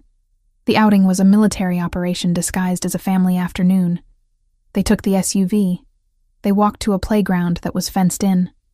Marcus stood at the gate, his eyes constantly moving behind dark sunglasses. 2 other men, dressed in jogging clothes but clearly not jogging, loitered near the perimeter. Vanessa sat on a bench, watching Lily pump her legs on the swing, soaring higher and higher. Her daughter's laughter drifted on the wind, a sound of pure, unadulterated joy. She took a deep breath of the cold winter air. For the first time, she allowed herself to imagine a future. Maybe, just maybe, this wasn't temporary. Maybe she could build a life here. Not as Nicholas's charity case, but as something else. Her phone buzzed. It was the encrypted black phone. Nicholas. I hope she's enjoying the swings. Tell Marcus to check in at 1400 hours. Vanessa smiled, typing back. She loves it. You should be here. She stared at the message before sending it. It was bold. It was an invitation. She pressed send before she could lose her nerve. The reply came instant. Nicholas. Soon. I have some trash to take out first. Vanessa didn't ask what the trash was. She knew. Somewhere in the city, Nicholas was dismantling the threats against her. She should have felt guilty about the violence that implied. She should have felt morally compromised. But as she watched Lily jump off the swing and land in the wood chips, safe and happy, Vanessa realized she didn't care about the morality of the wolf. She only cared that he was guarding her door. That evening, when they returned to the penthouse, the atmosphere had shifted. It felt like home. Vanessa put Lily to bed, and then sat on the plush sofa. A book of poetry in her lap that she wasn't reading. She was waiting. When Nicholas arrived, he looked tired. There were lines of strain around his eyes, and his knuckles were bruised. He didn't offer an explanation, and she didn't ask for one. Is it done? She asked softly. Not yet, Nicholas said, pouring himself a drink from the crystal decanter on the sideboard. Ryan is persistent. He's trying to find leverage. He's digging into old files, trying to find dirt on me to trade. Will he find anything? Nicholas took a sip of the whiskey. He will find enough to scare a normal man, but he won't find anything that can touch you. I've buried your past, Vanessa. As far as the world is concerned, you are a ghost, until I decide you're not. I don't want to be a ghost, she said, standing up and walking toward him. I want to be real. She stopped in front of him. The bruised knuckles caught her eye. She reached out, taking his hand in hers. His skin was rough, warm. He flinched slightly, then relaxed, letting her hold his hand. You are real, Nicholas murmured, looking down at her. You are the most real thing in my life. You hurt your hand. Occupational hazard. Was it for me? Everything I do now is for you, he said. The intensity of the declaration hung between them. Vanessa raised his hand to her lips. She kissed the bruised knuckles, a gesture of acceptance, of gratitude, and of something deeper. Thank you. Nicholas made a sound low in his throat. He used his other hand to cup her face, his thumb tracing the line of her cheekbone. Vanessa, I'm not scared of you, she whispered. And for the first time, it was the absolute truth. I'm scared of the world, but not you. I will burn the world down before I let it touch you again. He promised. He leaned in. His lips brushed her forehead, a chaste, protective kiss that felt more intimate than anything she had experienced with Ryan. It was a promise stamped on her skin. Be patient, he whispered against her hair. We are almost there. Just a little longer. Vanessa nodded against his chest. She could wait. She had spent years running. She could spend a few weeks waiting for the war to end. She closed her eyes, listening to the steady, powerful rhythm of his heart, and for the first time in her life, she allowed herself to believe that the fairy tale might actually have a happy ending, even if the prince was wearing a gun under his jacket. The styrofoam cup of coffee had gone cold an hour ago, leaving a bitter, chalky film on Ryan Foster's tongue. He sat in the driver's seat of a nondescript gray sedan, parked 2 blocks down from the wrought iron gates of Oak Ridge Academy. The heater was broken, and the December chill was seeping through the floorboards, numbing his toes inside his boots. But the physical discomfort was nothing compared to the burning, acidic rage churning in his gut. He was invisible. In the last week, Ryan had tried to access Vanessa's file in the NYPD database, only to find himself locked out. He had tried to run a credit check, and the system had flagged his credentials for review. He had driven past her old apartment in Queens, intending to leave another message, only to find it empty, the landlord claiming a corporate entity had bought out the lease. Vanessa Turner had simply ceased to exist. Ryan gripped the steering wheel until the leather creaked. He knew who was behind it. Nicholas Giardoni. The name was whispered in the precinct locker rooms, usually followed by a nervous laugh or a change of subject. Giardoni wasn't just a mobster. He was an institution. He didn't just break legs. He erased people. And he had taken Vanessa. She thinks she's better than me, Ryan muttered to the empty car, his eyes fixed on the rearview mirror. She thinks she can trade up, upgrade from a detective to a Don. The thought twisted inside him. It wasn't just about losing her anymore. It was about the insult. It was about the fact that she had looked at him with terror, but looked at Giardoni with hope. His phone buzzed on the passenger seat. It was a burner, a cheap plastic thing he had bought with cash. The caller ID was blocked. Ryan picked it up. "Yeah? You said you had a location." A voice rasped on the other end. It was thick with a Calabrian accent, heavy and dangerous. It was the voice of the 'Ndrangheta, the organization Ryan owed $40,000 to. A debt that was currently accruing interest in the form of threats against his kneecaps. "I'm watching the school," Ryan said, his voice dropping. "She's not here yet. But the kid is inside. They pick her up at 3. And the protection?" "Heavy," Ryan admitted, watching a black armored SUV idle near the loading zone. A man who looked like a tank in a suit, Marcus, was standing by the rear door. "Giardoni's top guys. You can't just grab her. You need a crew. We do not care about the woman," the voice replied coldly. "We want the Giardoni blood, the nephew. The boy is the leverage we need to make Nicholas renegotiate the shipping lanes." Ryan froze. He had called them to get Vanessa back, to scare Giardoni off. But the 'Ndrangheta didn't play lovers' games. They played for territory. "The girl will be with the boy," Ryan said, a flicker of hesitation crossing his mind. "Lily." He didn't want the kid dead. He just wanted the mother back under his thumb. "Collateral damage," the voice said, dismissive. "Give us the route, Foster. And your debt is wiped clean. You walk away free." Free. The word hung in the air, seductive and desperate. Ryan looked at the school gates. He thought about the internal affairs investigation looming over him. He thought about the debt. He thought about Vanessa sleeping in a penthouse while he froze in a broken car. "They take the east exit," Ryan said, his soul hardening into something unrecognizable. "They head north on Madison. There's a construction bottleneck on 86th. They'll have to slow down there." "Good. Don't be there when it happens." The line went dead. Ryan lowered the phone. He felt sick, but he pushed it down. This was Giardoni's fault. If he hadn't interfered, if he hadn't tried to play hero, none of this would be happening. Ryan started the engine. He was just taking back what was his. If things got messy, well, that was just the cost of doing business. Inside the armored SUV, the air smelled of leather and sanitizer. Vanessa sat in the back seat, checking her watch. 2:58 p.m. The routine had become a sedative. The heavy thump of the doors closing, the bulletproof glass that muted the city noise, the stoic presence of Marcus in the front seat. It all created a bubble of invulnerability. "Traffic looks heavy on the avenue, ma'am," Marcus said, his eyes scanning the mirrors. "We might have to take a detour." "That's fine, Marcus," Vanessa replied. She pulled out her phone, the black one Nicholas had given her.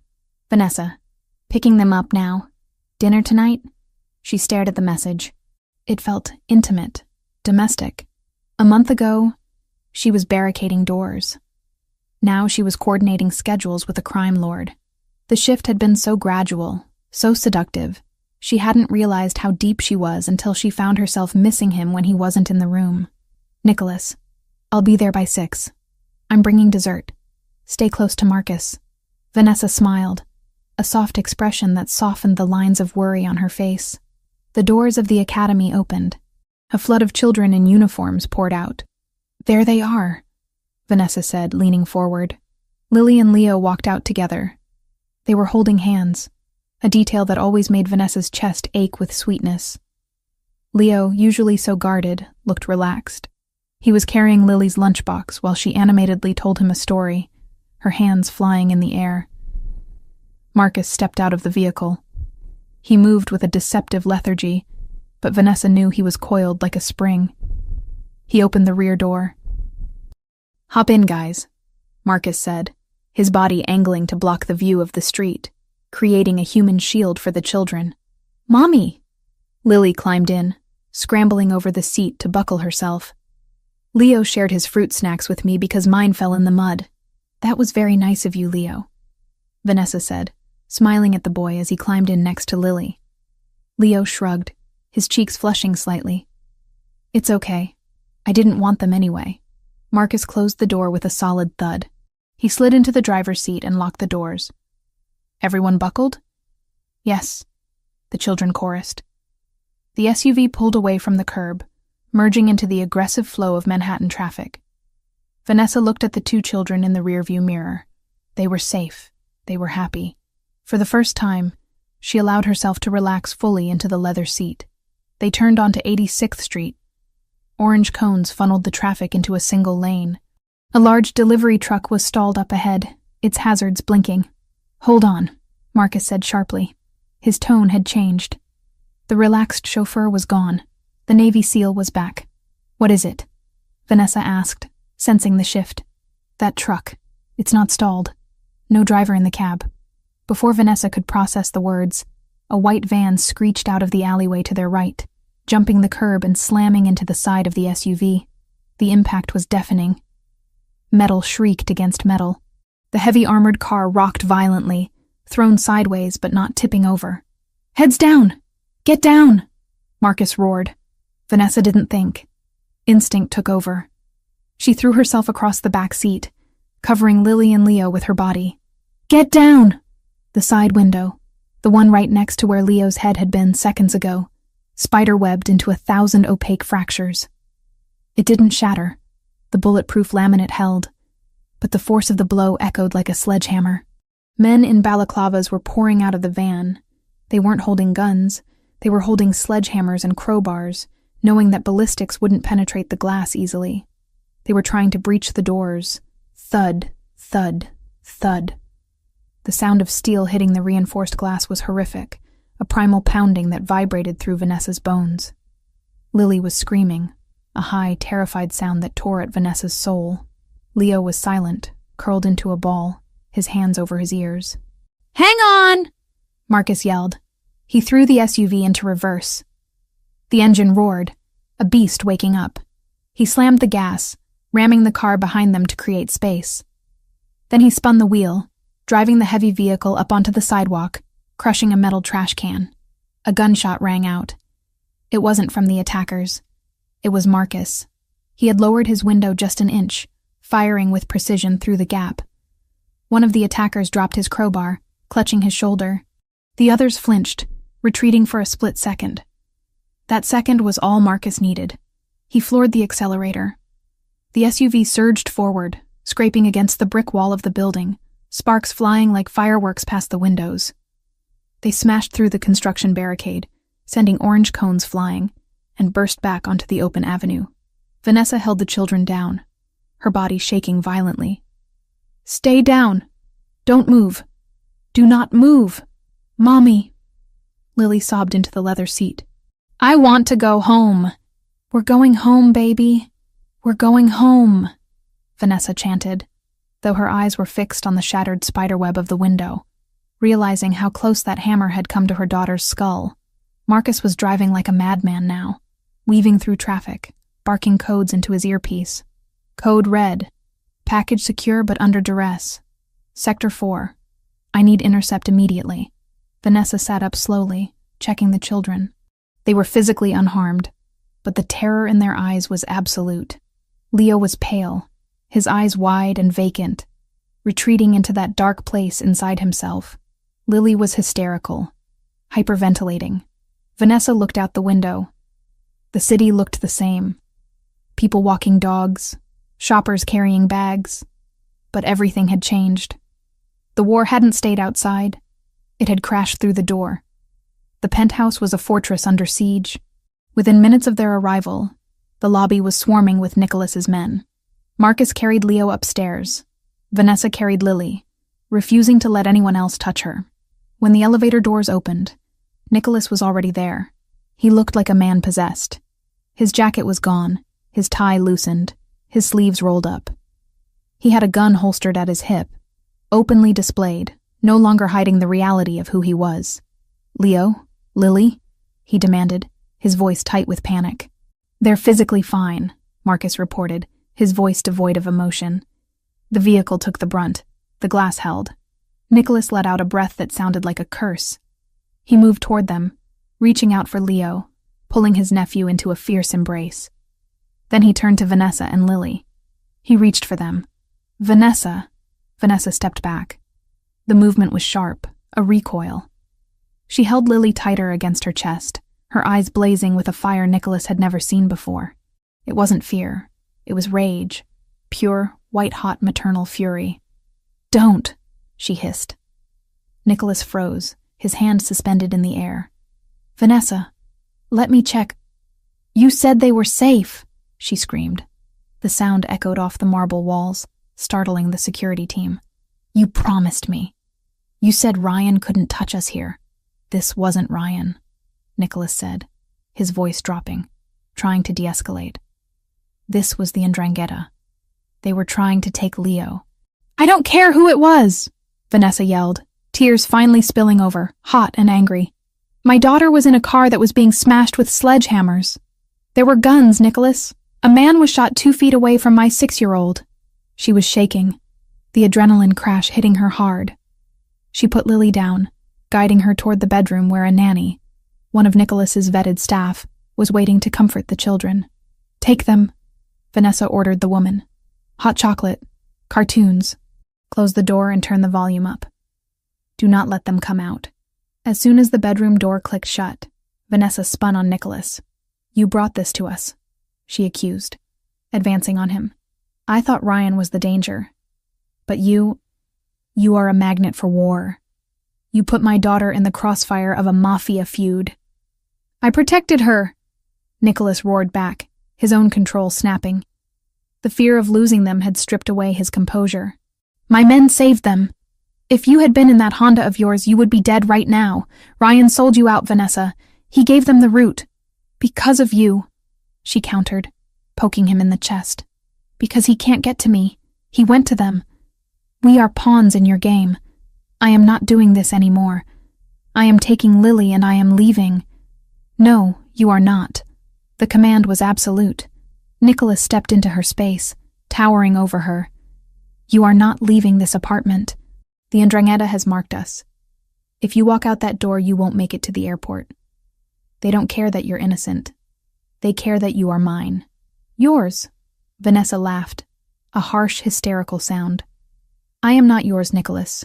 I am a mother, and you are the reason my child is traumatized. I am the reason she is alive." Nicholas grabbed her shoulders, giving her a slight shake to break her hysteria. "Look at me. Ryan tried to have you kidnapped. The Ndrangheta tried to take Leo. Do you think you can fight them with a restraining order and a kitchen knife? I am the only wall standing between you and a shallow grave." Vanessa stared at him. She saw the fear in his eyes, not for himself, but for her. She saw the desperation. And beneath it all, she saw the guilt. "Is it worth it?" she whispered, the fight draining out of her, replaced by a hollow ache. "Is all this power, all this money? Is it worth it if you can't even keep a 7-year-old safe on a school run?" Nicholas flinched as if she had slapped him. He released her shoulders and stepped back. He looked at his hands, then at the gun on his hip. "No," he admitted, his voice ragged. "It's not." He walked over to the window, looking out at the city that was slowly turning dark. "I thought I could control it.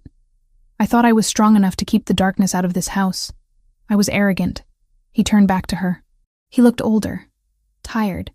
"I would give it all up," he said quietly. "The business, the territory, the money. I would burn it all down right now if it meant undoing what happened today. I would walk away from everything just to see you smile again." Vanessa watched him. She wanted to believe him. She wanted to run into his arms and let him hold her, but the sound of metal hitting glass was still ringing in her ears. "But you can't," she said. "Can you?" "No," Nicholas said, the word heavy with defeat. "Not now. Not while they are hunting us. If I show weakness now, if I step down, they will kill us all. The only way out is through." He walked over to the sideboard and poured a drink. His hand was shaking. The invincible Don, the man who frightened the NYPD, was trembling. "I'm sorry," he whispered. Vanessa looked at the bedroom door where the children were hiding. Then she looked at the man standing alone in the middle of his empire. She realized with a sinking heart that he was right. Leaving was a death sentence. Staying was a nightmare. "Fix it," she said, her voice hard. Nicholas looked up. "You said you fix things," Vanessa said, wiping her tears with the back of her hand. "You said you are the monster that bad men fear. Then go be the monster, Nicholas. End this. Destroy Ryan. Destroy the people who touched my daughter's car. Do whatever you have to do. But do not come back to me until it is done." Nicholas set the glass down. The steel returned to his spine. The amber eyes cleared, the hesitation evaporating. She had given him permission. She had given him a directive. "I will," Nicholas promised. "I will rain hell on them." He walked to the door. He didn't try to kiss her. He didn't try to touch her. He knew he had lost that privilege the moment the glass cracked. He opened the door, stopping only to look back at her one last time. "Lock the door, Vanessa, and don't wait up." He left. Vanessa stood in the silence of the penthouse. She walked over to the door and engaged the deadbolt, the chain, and the electronic keypad. Then she slid down to the floor, pulling her knees to her chest. And finally, silently, she began to scream into her hands. The silence that descended upon the penthouse in the days following the attack was not the peaceful quiet of safety. It was the suffocating stillness of a holding cell. The heavy velvet curtains were drawn tight against the panoramic windows, shutting out the gray Manhattan skyline and the world that had tried to smash its way in with sledgehammers. Inside, the air was recycled and stale, thick with the unsaid and the undone. Vanessa Turner had retreated.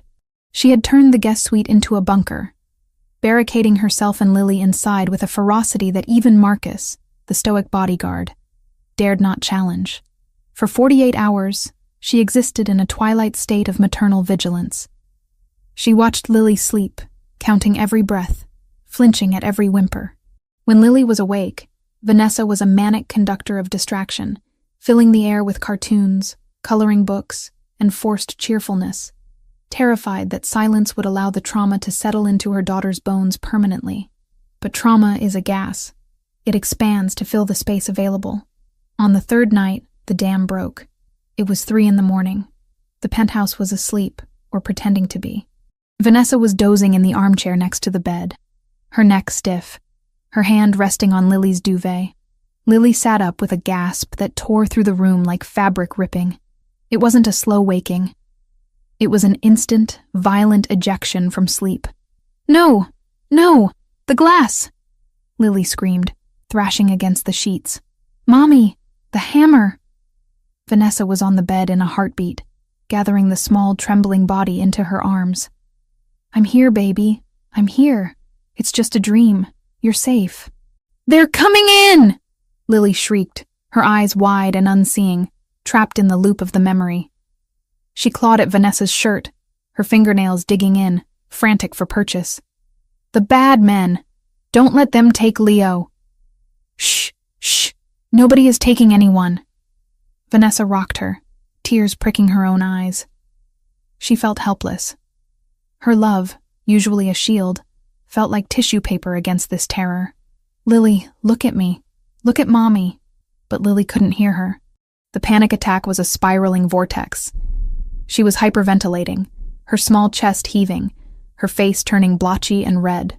The bedroom door opened. Vanessa's head snapped up, a snarl rising in her throat, ready to defend the perimeter. Nicholas stood there. He was barefoot, wearing loose sweatpants and a black t-shirt that clung to his frame. His hair was messy, his face shadowed with stubble. He didn't look like the Don. He looked like a man who hadn't slept in 3 days because he was haunting his own hallway. "Get out," Vanessa hissed, though the venom was weak. "She doesn't need to see you." Nicholas ignored her. He didn't look at Vanessa. His focus was entirely on the screaming child. He walked to the bed, moving with a deliberate slowness to avoid startling them further. "Lily," he said. His voice was not the command of a boss. It was a rumble, deep and grounding, like the earth shifting. Lily didn't stop screaming, but the pitch changed. She registered his presence. Nicholas sat on the edge of the bed. He didn't reach for her. He simply sat there, a solid, immovable object in the chaos. He began to speak, but not in English. Ascolta, piccola guerriera. Il buio ha paura della luce.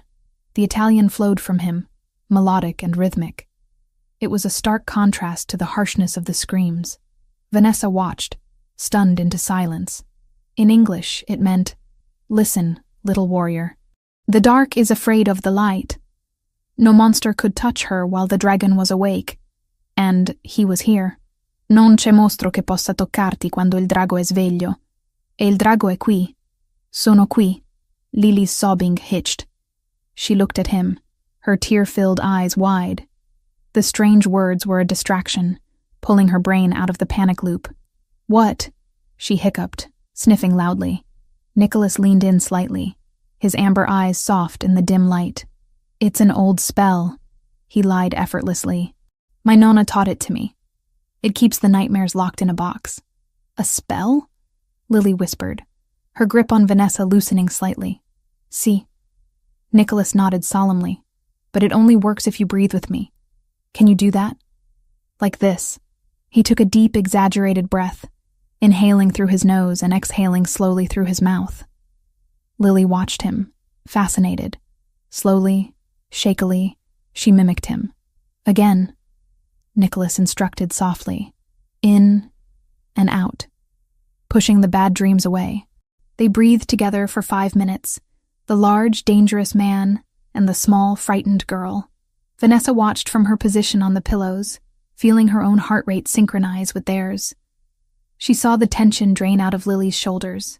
She saw the terror recede, replaced by exhaustion. "Is the glass fixed?" Lily asked, her voice small and sleepy. "The glass is stronger now," Nicholas promised. "I made it out of diamonds this time. Nothing breaks diamonds." "Okay," Lily murmured. Her eyelids fluttered. She leaned back against Vanessa, but her eyes stayed on Nicholas. "Stay?" Vanessa stiffened. She looked at Nicholas. This was the man who had brought the war to their doorstep. But looking at him now, seeing the raw pain and tenderness in his face, she couldn't send him away. "Stay," Vanessa whispered, giving him permission. Nicholas nodded. He shifted, sitting on the floor with his back against the bed frame, keeping vigil. Lily fell asleep within minutes. Silence returned to the room, but it was different now. It wasn't hostile. It was heavy with shared burden. "I didn't know you spoke Italian to her," Vanessa said softly into the dark. "I speak the language of whatever works," Nicholas replied without turning around. "My mother used to sing to me after the bad nights. I don't sing, so I improvise." "You called her a warrior," Vanessa noted. "Piccola guerriera." "She is," Nicholas said. "She survived a siege at 6 years old. She is braver than most of my captains." "She shouldn't have to be brave," Vanessa said, the bitterness creeping back in. "She should just be a child." "I know," Nicholas said. The weight of his guilt was a palpable thing in the room. "I know, Vanessa." He stayed until dawn broke, disappearing before Lily woke up, leaving only the scent of sandalwood and the memory of his low voice in the dark. The next afternoon, Vanessa finally emerged from the bedroom. She needed coffee. She needed to feel like a human being and not just a sentry. The penthouse was quiet. Marcus was posted by the front door reading a tactical manual. The chef had left a tray of pastries that had gone stale. Vanessa walked into the living room and stopped. Leo was there. He was lying on his stomach on the Persian rug, surrounded by crayons and markers. He was drawing with a furious intensity, his tongue poking out of the corner of his mouth. He looked up when he heard her. His face was pale, his dark eyes shadowed. He looked smaller than usual. "Hi, Miss Turner," he said quietly. "Hi, Leo," Vanessa said, forcing a smile. She felt a pang of guilt. In her obsession with protecting Lily, she had forgotten that Leo had been in that car too. He had seen the hammers. He had heard the gunshot, and he didn't have a mother to hold him through the nightmares. She walked over and sat on the floor beside him. "What are you drawing?" Leo didn't answer immediately. He picked up a gray marker and shaded a section of the paper. Then he pushed the drawing toward her. It wasn't the usual stick figures. Leo was talented. The drawing showed a large, imposing structure, a castle, or maybe a fortress. It had high walls made of black bricks. Inside the walls, there were 4 figures. A tall man in a suit, drawn in black ink. Nicholas. A woman with long yellow hair. Vanessa. A little girl with pigtails holding a flower. Lily. And a smaller boy, standing slightly apart, holding a shield. Leo. This is us, Leo explained, pointing to the figures. Inside the fort. The walls are magic. Bad guys can't climb them. Vanessa traced the lines of the drawing. It was beautiful and heartbreaking. It was a child's desperate attempt to create order out of chaos. It's wonderful, Leo, she said, her throat tight. You made the walls very strong. Leo looked down at his hands. He was twisting the gray marker, his knuckles white. Are you going to leave? He asked. The question was barely a whisper, but it hit Vanessa with the force of a physical blow. She looked at him. What? My mom left, Leo said, his voice trembling but his eyes dry. He had learned not to cry a long time ago. She said it was too scary. She said Uncle Nick's life was too loud. She packed a bag and she left in the middle of the night. She didn't take me. Vanessa felt the air leave her lungs. Nicholas had mentioned his sister left, but he hadn't explained the mechanics of it. He hadn't explained that she had abandoned her son to save herself. I heard you yelling, Leo continued, looking up at her with a terrifying vulnerability. You yelled at Uncle Nick. You said you were taking Lily. You said you were leaving. Vanessa remembered the scene in the hallway. The rage. The accusations. She hadn't realized Leo was listening. Of course he was listening. He was always listening. Leo, if you go, Leo said, his voice cracking. Who is going to watch Lily? Uncle Nick is busy. He has to fight the bad men. If you go, Lily will be alone. And I don't want to be alone again. He wasn't asking her to stay for Nicholas. He wasn't asking for himself, really. He was asking because he viewed them as a unit, a fragile ecosystem that his mother had destroyed once before. He was terrified that the pattern was repeating, that the women he loved always left, because the Giardoni blood was a curse. Vanessa looked at the drawing, the fortress, the 4 of them inside. She realized with a sudden jarring clarity that her plan to leave was a fantasy. If she left, she would be dragging Lily back into a world where Ryan Foster could hunt them. Without Nicholas, she was vulnerable. But more than that, if she left, she would be confirming Leo's worst fear, that he was unlovable, that he was too much trouble, that he was destined to be abandoned. She thought about Nicholas on the floor last night, breathing with Lily. She thought about the car, Marcus taking a bullet to get them out. They weren't just her protectors. They were her family, dysfunctional, dangerous, and scarred. But family. Vanessa reached out and pulled Leo into her arms.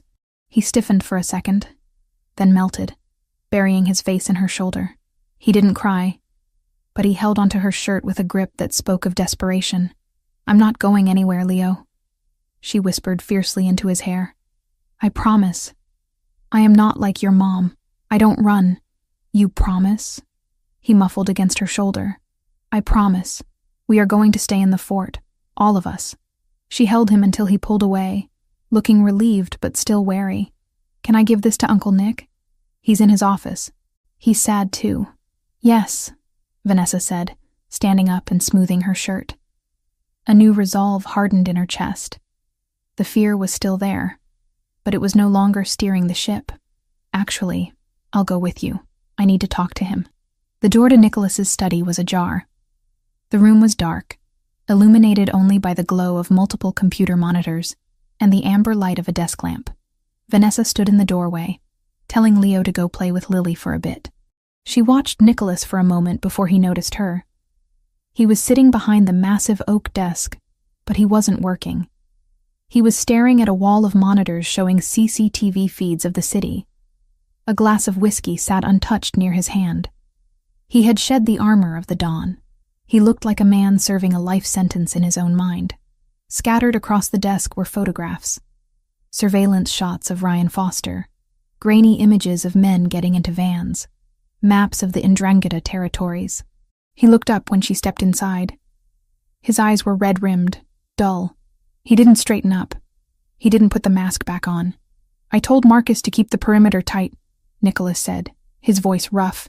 "You shouldn't be wandering around." "I'm not wandering," Vanessa said, walking into the room. She felt strange, calm, focused. The hysteria of the attack had burned itself out, leaving behind cold ash and determination. "I'm looking for you." Nicholas laughed, a dry, humorless sound. "You found me, drunk and useless." "You're not drunk," she noted, pointing to the full glass. "And you're not useless. You're just wallowing." Nicholas looked at her, surprised by her tone. "I almost got your daughter killed, Vanessa. I think I'm entitled to a little self-loathing." "Leo thinks you're sad," she said, stepping closer to the desk. "He thinks I'm going to leave like his mother did. He thinks it's happening all over again." Nicholas flinched. "I will explain it to him. I will tell him I sent you away for your own safety. You're not sending me anywhere," Vanessa said firmly. Nicholas sat up straighter. "Vanessa, we discussed this. It's not safe. The Ndrangheta is going to come for me whether I am here or in Ohio," she interrupted. "Ryan is going to hunt me whether I have your name attached to me or not. I stopped running the night I called you. I'm not starting again." She walked around the desk. She stood next to his chair. She looked at the surveillance photos. She saw Ryan Foster's face, arrogant, laughing with another cop. She felt a surge of hatred so pure it almost frightened her. "I was angry yesterday," Vanessa said quietly. "I blamed you. And maybe part of it is your fault. But Ryan is the one who made the call. Ryan is the one who sold a child to wolves to save his own skin. He is a dead man walking," Nicholas said, the lethality returning to his voice. "Good," Vanessa said. She turned to face him. "But I don't want you to just kill him, Nicholas." Nicholas looked at her, confused. "What? If you kill him, he becomes a martyr. A cop killed in the line of duty. The department will rally. They'll come after you with everything they have. And we'll never be free. We'll spend the rest of our lives looking over our shoulders." She reached out and touched the drawing Leo had given her, which she had placed on the desk. The fortress. "I don't want to hide in a fortress forever," she said. "I want to live. And to do that, we have to destroy them completely. Not just their bodies. Their lives." Nicholas stared at her. He saw the shift. He saw the woman who had been trembling in a classroom replaced by someone who was learning to wield power. He stood up, towering over her, but this time it wasn't intimidating. It was equalizing. "You're right," he murmured, admiration flickering in his eyes. "Killing Ryan is easy. Destroying him, that takes finesse." He reached for a file on the corner of the desk. He flipped it open. "I have been building a case," Nicholas said, his voice gaining strength. "Real evidence. Not planted. Not faked. Voice recordings of him negotiating with the Calabrians. Bank transfers to offshore accounts. Video of him accepting bribes. It's enough to put him away for 20 years. It's enough to burn down the entire precinct's corrupt leadership." "Why haven't you used it?" "Because it exposes my sources," Nicholas admitted. "It requires me to step into the light, to use legal channels. It's risky. It breaks the code of silence." "Break it," Vanessa said. "The code didn't save your mother. The code didn't save Leo's mom. Rewrite the rules." Nicholas looked at the surveillance map. "And the Ndrangheta. They are businessmen, aren't they?" Vanessa asked, echoing something he had told her once. "Make it bad business to hunt us." Nicholas nodded slowly. The gears were turning. The strategist was waking up. They are overextended in the port. If I cut their supply chain, if I offer their rivals a percentage of the shipping lanes in exchange for neutrality, I can isolate them. I can make them bleed money until they beg for a truce. "Then do it," Vanessa said. "Do it all. Burn Ryan to the ground with the truth. Starve the Ndrangheta. And when the dust settles, we decide what happens next." "And what happens next?" Nicholas asked, his voice low, intimate. He stepped closer, invading her space, testing the waters. Vanessa didn't back down. She looked up at him. She saw the scars, the exhaustion, the violence, and the desperate love he held for his family. "You offered me a choice," she said. "You said I could go, or I could stay. You said you would give me a new life. I did. I don't want a new life," Vanessa whispered. "I want this one. The one with Lily and Leo. The one with you." She reached up and placed her hand on his chest, right over his heart. It was beating steady and strong. "But I need to know that we are partners in this," she added. "No more hiding things. No more making decisions for me. If we fight together." Nicholas covered her hand with his. "Together," he vowed. "From now on, nothing happens without you knowing. No secrets." "Okay," Vanessa exhaled, a tremendous weight lifting from her shoulders. "Then let's finish this." Nicholas turned back to the monitors, but the despair was gone. He picked up his phone. He dialed a number.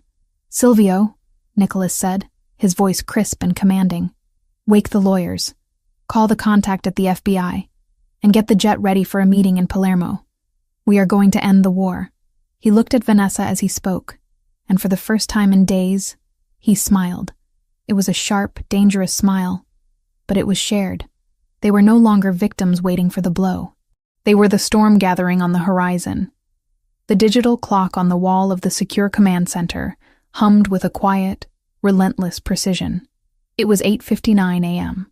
In exactly 60 seconds, the fragile architecture of Detective Ryan Foster's life was going to collapse. Not with an explosion, but with the click of a mouse. Vanessa stood behind Nicholas's chair, her hand resting lightly on his shoulder. The room, located in a sub-basement of one of Giardoni Enterprises' legitimate skyscrapers, was a stark contrast to the chaotic warmth of the penthouse. Here, everything was cold steel, glowing monitors, and the hushed murmurs of analysts who treated cyber warfare with the same detachment as accounting. "Are you ready?" Nicholas asked, looking up at her.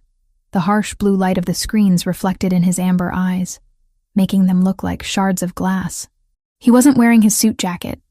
His white shirt was rolled to the elbows, revealing the tension in his forearms. "I've been ready for 6 months," Vanessa replied. Her voice was steady. The fear that had defined her existence had calcified into a hard, cold resolve.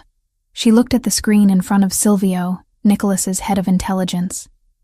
It displayed a progress bar, currently paused at 0. The file prepared for the authorities was a masterpiece of forensic destruction. It didn't just contain the evidence of Ryan's harassment of Vanessa. That was merely the emotional hook. The real weight lay in the financial records. Nicholas's team had traced Ryan's gambling debts to the Queen's bookie, linked those debts to specific favors Ryan had pulled for the 'Ndrangheta, and corroborated it all with audio recordings from the bugged precinct phones that Ryan thought were secure. They had him on tape selling police patrol routes to drug runners. They had him on video accepting cash in a diner parking lot. It was undeniable, it was comprehensive, and it was anonymous. "Send it," Nicholas commanded. Silvio pressed the key. On the screen, the bar shot to 100%.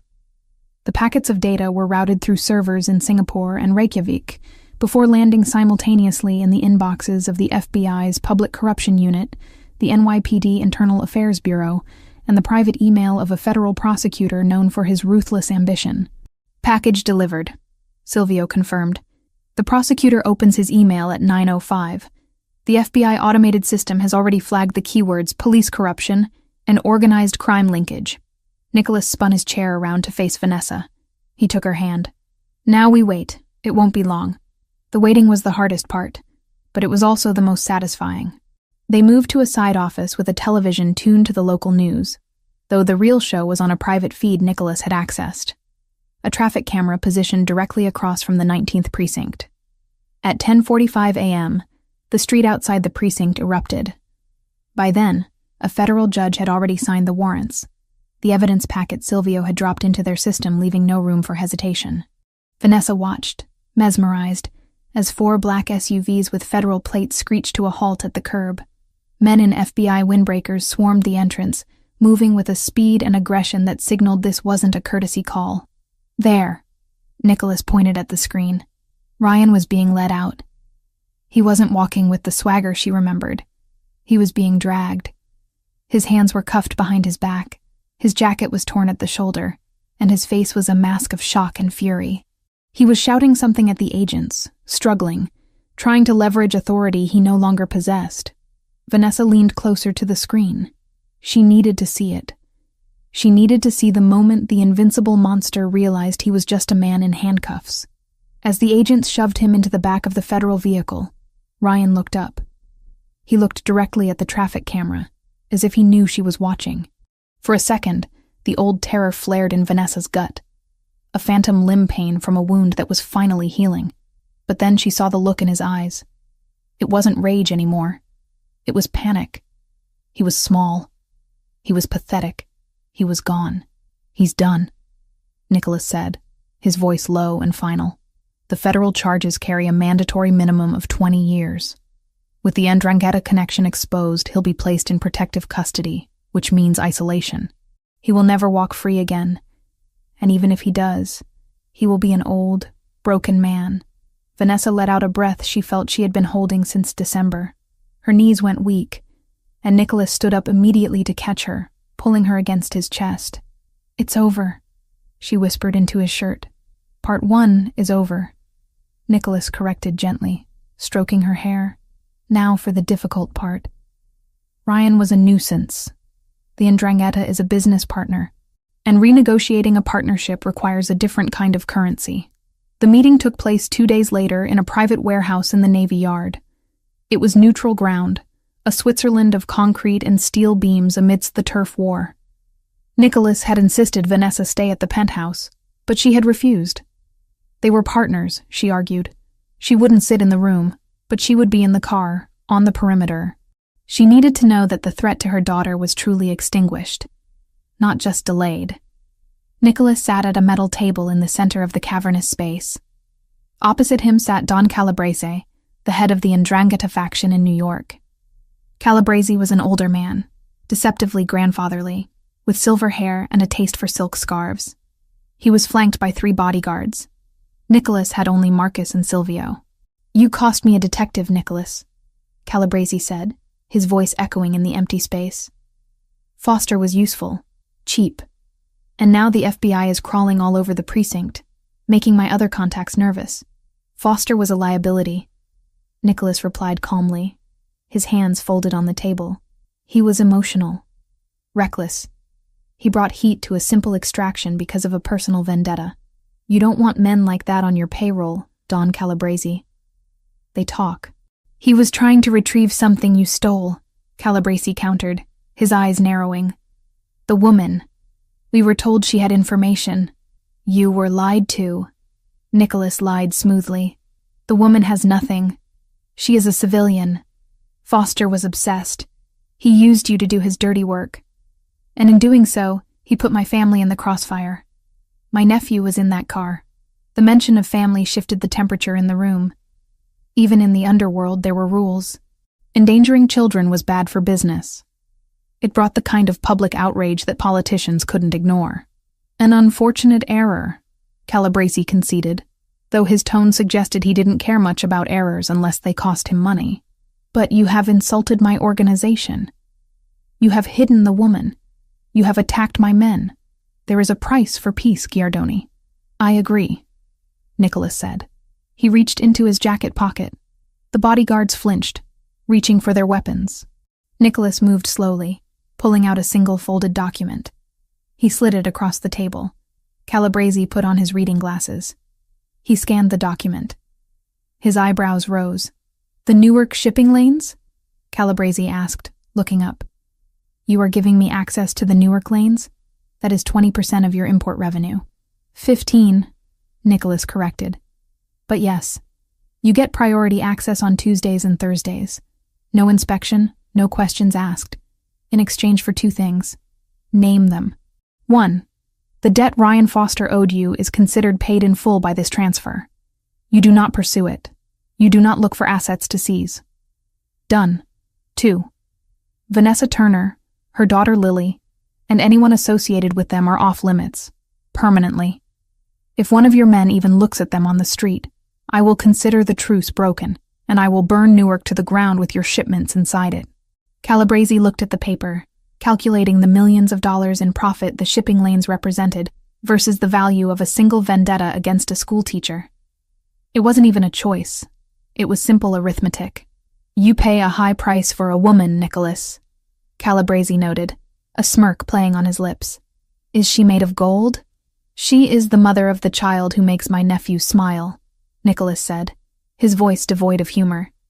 "That makes her priceless." Calabrese signed the paper. "We have a truce. The woman is a ghost to us." When Nicholas returned to the armored SUV parked 100 yards away, Vanessa was waiting in the back seat. She looked at his face, searching for blood or bruises. There were none. He looked tired, but unburdened. "It's done," he said, sliding in beside her. "They accepted the terms." "What did you give them?" Vanessa asked. She knew enough about his world now to know that peace was never free. "Nothing I can't earn back in 5 years," Nicholas dismissed. "Some logistics routes, cargo space." "You gave up territory," she realized, watching his profile. "You gave up power." Nicholas turned to her. He took her hand, interlacing their fingers. "I traded potential profit for guaranteed safety. In my world, that is the only victory that matters. They won't touch you, Vanessa. Not ever again. You can walk down the street. You can take Lily to the park. It's over." Vanessa squeezed his hand. She felt the tears prickling her eyes. Not tears of fear this time, but of overwhelming, exhausting relief. The cage was open. The predator was caged. And the man beside her had just paid a king's ransom to ensure her freedom. The transition to normalcy was not immediate, but it was steady, like the slow melting of winter ice. 3 weeks after Ryan's arrest, the headlines had moved on, but the impact on Vanessa's life was permanent. She resigned from Oak Ridge Academy. It held too many memories of fear, of dodging calls in the hallway, of Ryan waiting by the lockers. With Nicholas's help, and despite her protests, he insisted it was part of the security protocol. She secured a position at the private school Leo attended in Westchester. It was a smaller environment, rigorous but kind, set on a sprawling campus of green lawns and stone buildings. The commute from the city was long, which led to the next logical step in their evolving life. "It makes no sense to drive back and forth," Nicholas had argued over dinner one night. "The estate in Westchester is 10 minutes from the school. It has the gardens.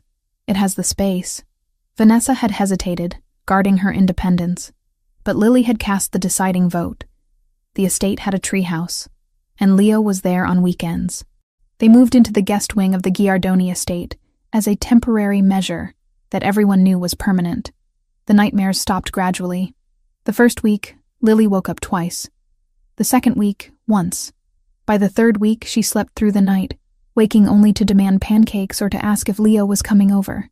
The diamond glass Nicholas had promised seemed to hold. Vanessa watched her daughter bloom.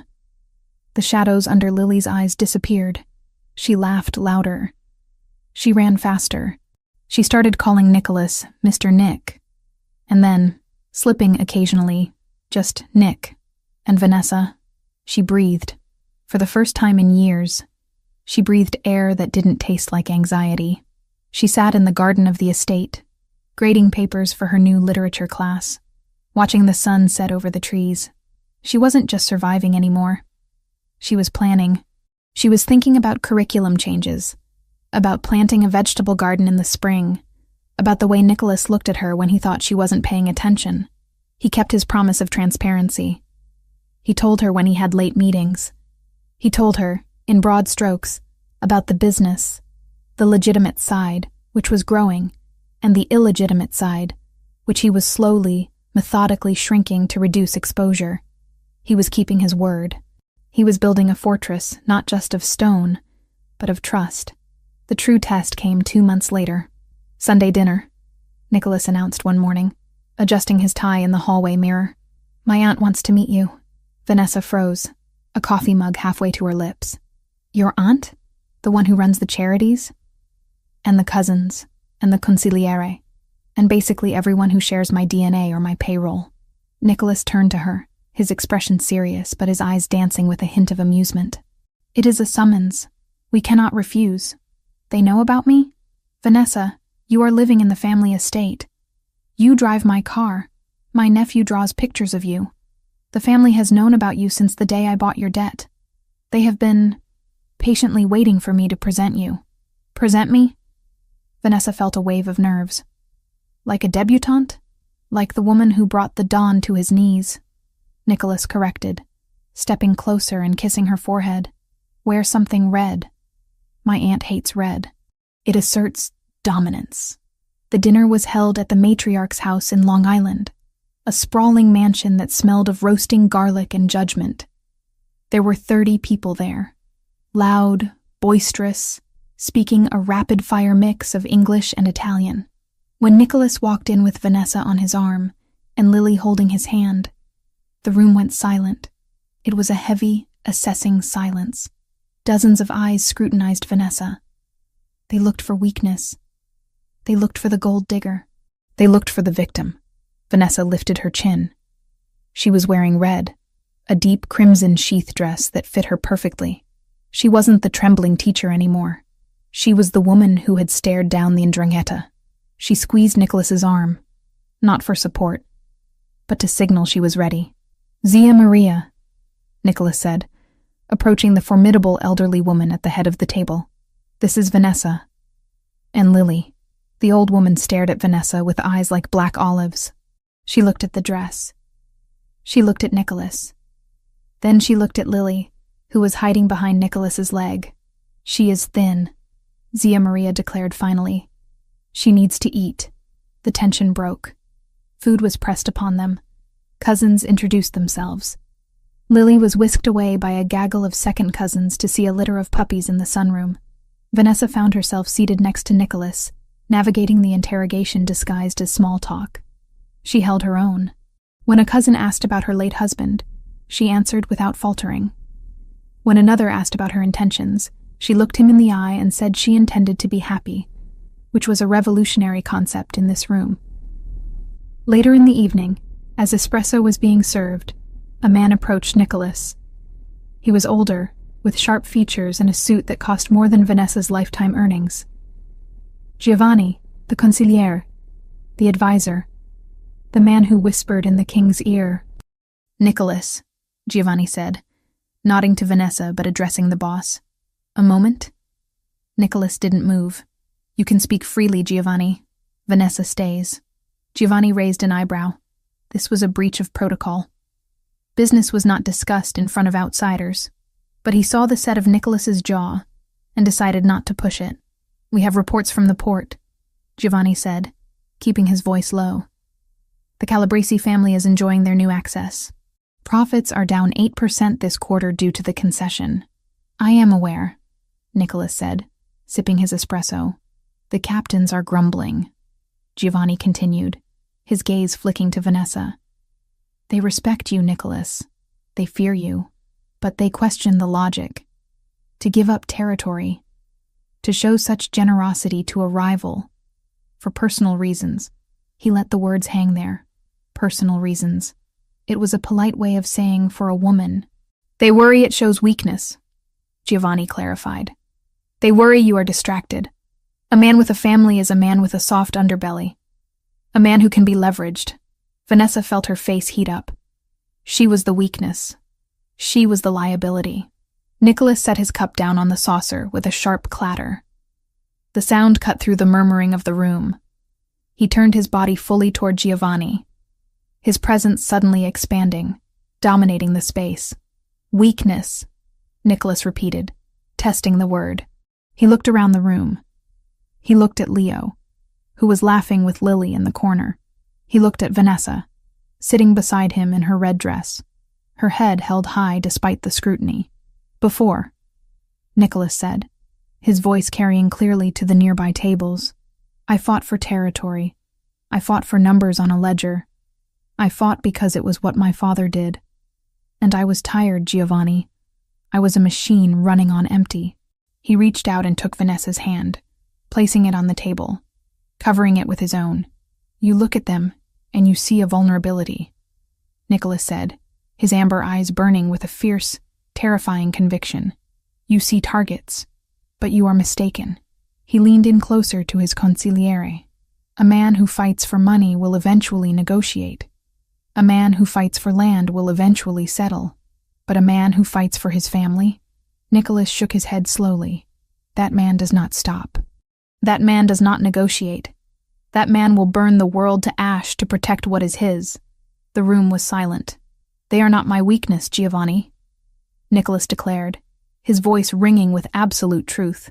They are the reason I built this empire. They are the reason I wake up. And they are the reason that anyone who crosses me now will not just face a dawn. They will face a force of nature. He squeezed Vanessa's hand. So tell the captains, Nicholas finished, that the lion is not distracted. The lion has finally found something worth hunting for. And God help the jackals who forget that. Giovanni stared at Nicholas for a long moment. He looked at the fire in his boss's eyes, a fire that had been absent for years.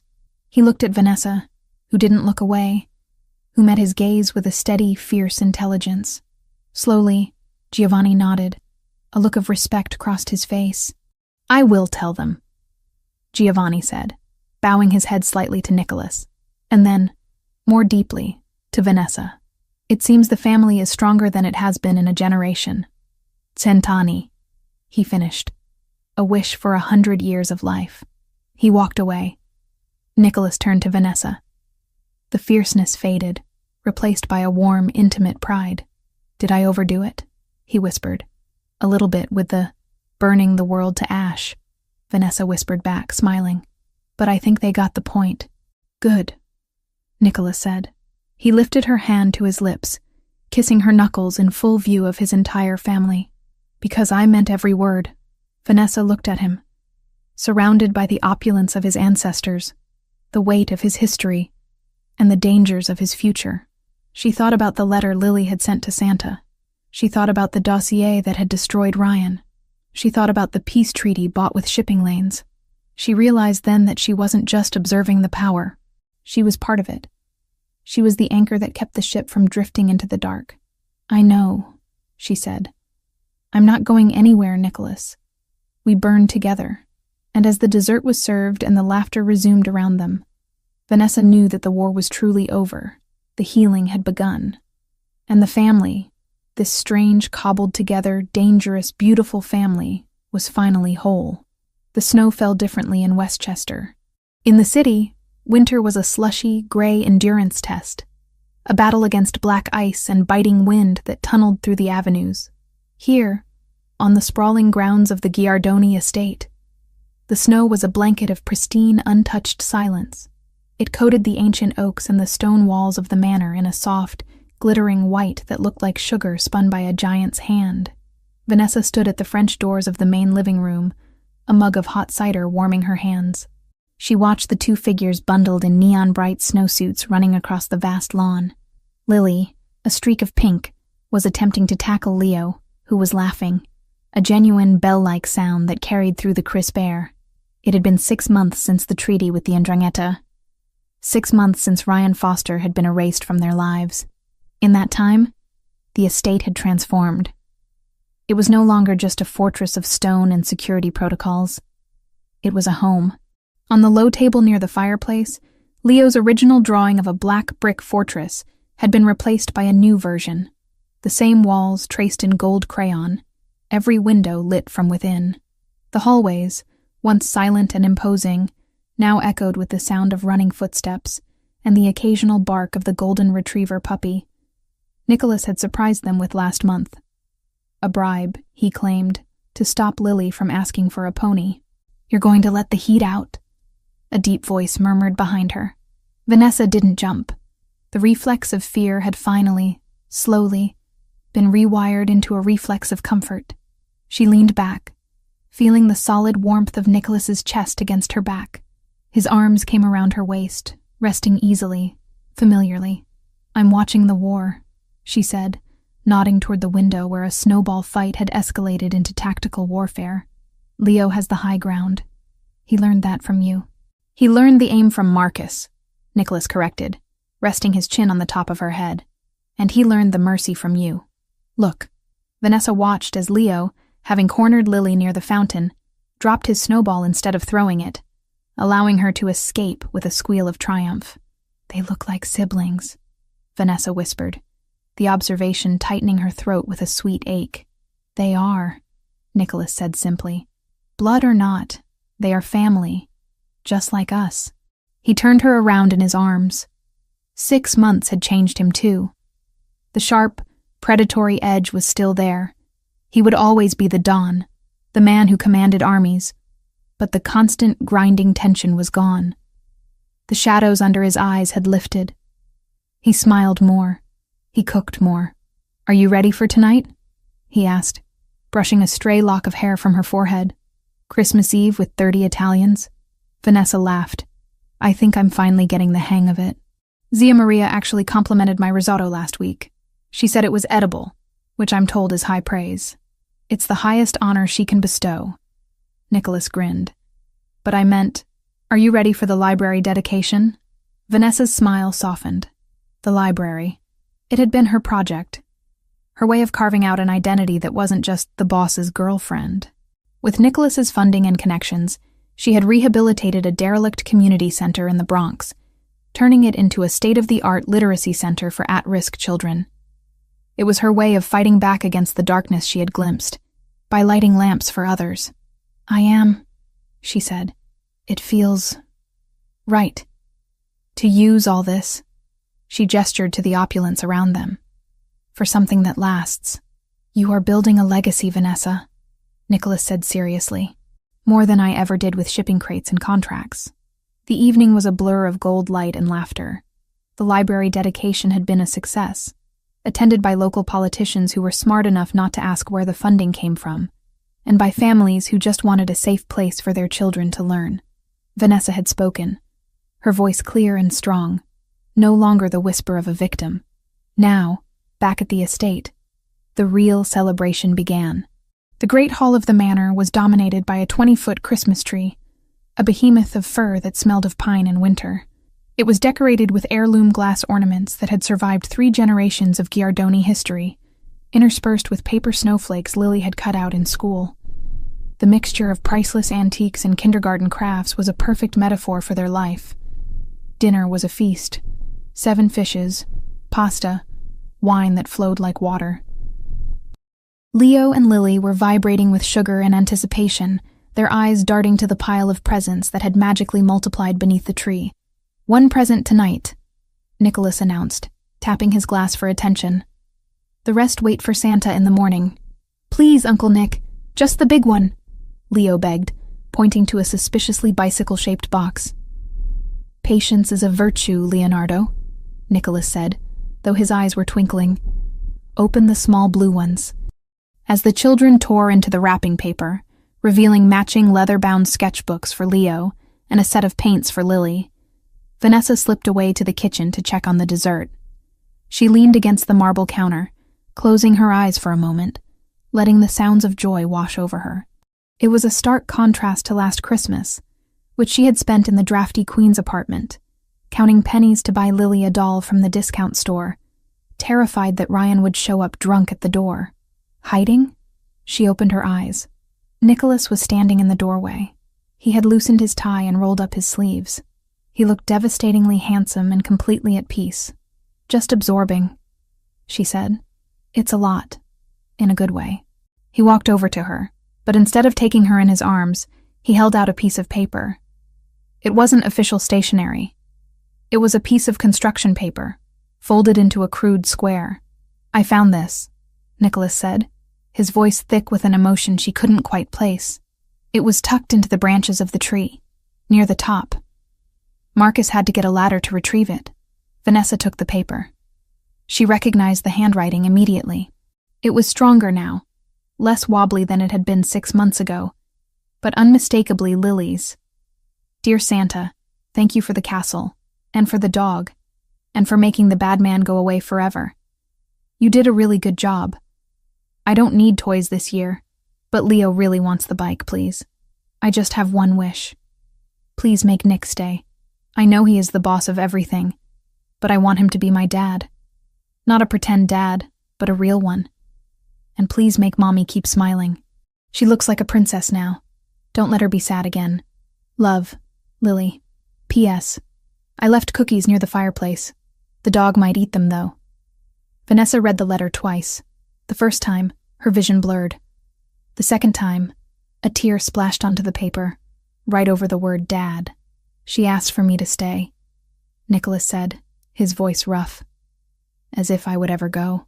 She knows you're staying, Vanessa whispered, looking up at him. She just wants to make it official. Children crave permanence. So do I, Nicholas said. He took the letter from her hand and placed it gently on the counter. Then, he took both of her hands in his. Vanessa, he began, and for the first time since she had known him, Nicholas Giardoni looked nervous. The man who had negotiated treaties with warlords and faced down federal agents was trembling slightly. When I met you, he said, staring into her eyes with an intensity that burned, I thought I was saving you. I thought I was the White Knight, or the Dark Knight, riding in to rescue the damsel. I was arrogant. Nicholas, let me finish. He pressed on. I didn't save you, Vanessa. You saved me. You and Lily and Leo. You dragged me out of the cold. You turned this house into a home. You made me remember that I am a man, not just a title. You gave me something to lose, yes, but you also gave me everything worth living for. He reached into his pocket. He didn't drop to one knee. That was for movies, and Nicholas was too pragmatic for theatrics. Instead, he stood eye to eye with her, treating her as an equal, a partner. He opened a small velvet box. Inside sat a diamond that was breathtaking. Yes, but it wasn't ostentatious. It was an emerald cut, vintage, set in platinum. It looked timeless, solid, indestructible. I don't want to be your protector anymore, Nicholas said softly. I mean, I will be, always. But that is not enough. I want to be your partner. I want to be the one who wakes up next to you when we're 80. I want to be the father Lily is asking for. I want to build this legacy with you. Nicholas, Vanessa choked out, the happiness expanding in her chest until she thought her ribs might crack. Vanessa Turner, he said, holding her gaze. Will you marry me? Will you take this life, with all its complications and its shadows, and walk through it with me? Vanessa looked at the ring, then at the man holding it. She thought about the fear that had brought her here, the desperation of a pink backpack switched in a classroom. She thought about the way he had breathed with Lily during her panic attack. She thought about the way he respected her mind, her work, her boundaries. She didn't just love him, she trusted him. And in her world, trust was a rarer currency than love. Yes, she whispered, then louder. Yes, I will. Nicholas let out a breath, a sound of profound relief, and slid the ring onto her finger. It fit perfectly. He pulled her to him, kissing her with a passion that was usually reserved for the privacy of their bedroom, deep and claiming and full of promises kept. You! They're kissing! The shout came from the doorway. Lily and Leo were standing there, looking scandalized and delighted. Nicholas broke the kiss, but didn't let go of Vanessa. He turned to the children, a wide, genuine grin on his face. Get in here, he ordered. They didn't need to be told twice. They ran into the kitchen, slamming into Nicholas and Vanessa in a tangle of limbs and laughter. Nicholas scooped Lily up in one arm and Leo in the other. He was getting too big for it. But he didn't complain, creating a group hug that felt like a fortress wall closing around them. Did you ask her? Lily demanded, eyeing the ring on Vanessa's hand. Did you? I did, Nicholas confirmed. She said yes. Yes! Lily pumped her fist in the air. I told Santa, I told him. Does this mean we're officially cousins? Leo asked, looking at Vanessa with hopeful eyes. It means we're officially a family, Leo, Vanessa said, reaching out to touch his cheek. No more pretend. No more temporary. Cool. Leo smiled, a bright, unshadowed expression that lit up his face. Can we open the bike now? Nicholas laughed, the sound reverberating through the kitchen. Go. Before I change my mind. As the children sprinted back to the great hall, Nicholas turned back to Vanessa. He wrapped his arms around her waist again, resting his forehead against hers. Happy Christmas, Future Mrs. Giardoni. He murmured.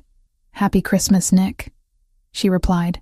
She hesitated for a second, then took his hand and placed it flat against her stomach. The fabric of her dress was smooth, her belly flat beneath his palm, but the secret she was carrying felt heavy and warm. Lily might be getting another wish granted next year, she whispered, her eyes locking with his. She asked for a brother, didn't she? Nicholas froze. His hand went rigid against her stomach. He looked at her, his eyes widening, the amber darkening with a sudden, overwhelming realization. Vanessa? He breathed. Are you... It's early. She smiled, tears leaking from her eyes again. But yes. We're going to need another stocking for the mantelpiece. Nicholas didn't speak. He couldn't. He simply buried his face in her neck, holding her as if she were made of glass and steel all at once. She felt his shoulders shake, just once, a silent release of joy that words couldn't capture. Later that night, the house finally fell quiet. The children were asleep, the bicycle assembled, the cookies eaten, mostly by Nicholas. Vanessa sat by the window in the bedroom, watching the snow continue to fall. The world outside was white and clean, the past buried under layers of new life. She thought about the woman she had been 6 months ago. Terrified, invisible, drowning. She had thought salvation would look like a police officer or a judge. She had thought safety meant hiding. She thought of Mark too, not with the crushing guilt that used to choke her, but with a softer ache she could finally carry without letting it own her. He had been her past. Nicholas, impossibly, was her future, and for the first time that didn't feel like a betrayal. She was wrong. Salvation had come in the form of a mistake, a switched backpack, a child's letter delivered to the wrong hands. It had come in the form of a man the world called a monster, who had looked at her broken pieces and seen a mosaic worth protecting. She looked at the ring on her finger, flashing in the moonlight. She looked at Nicholas, sleeping soundly in the bed. One arm reached out as if searching for her even in his dreams.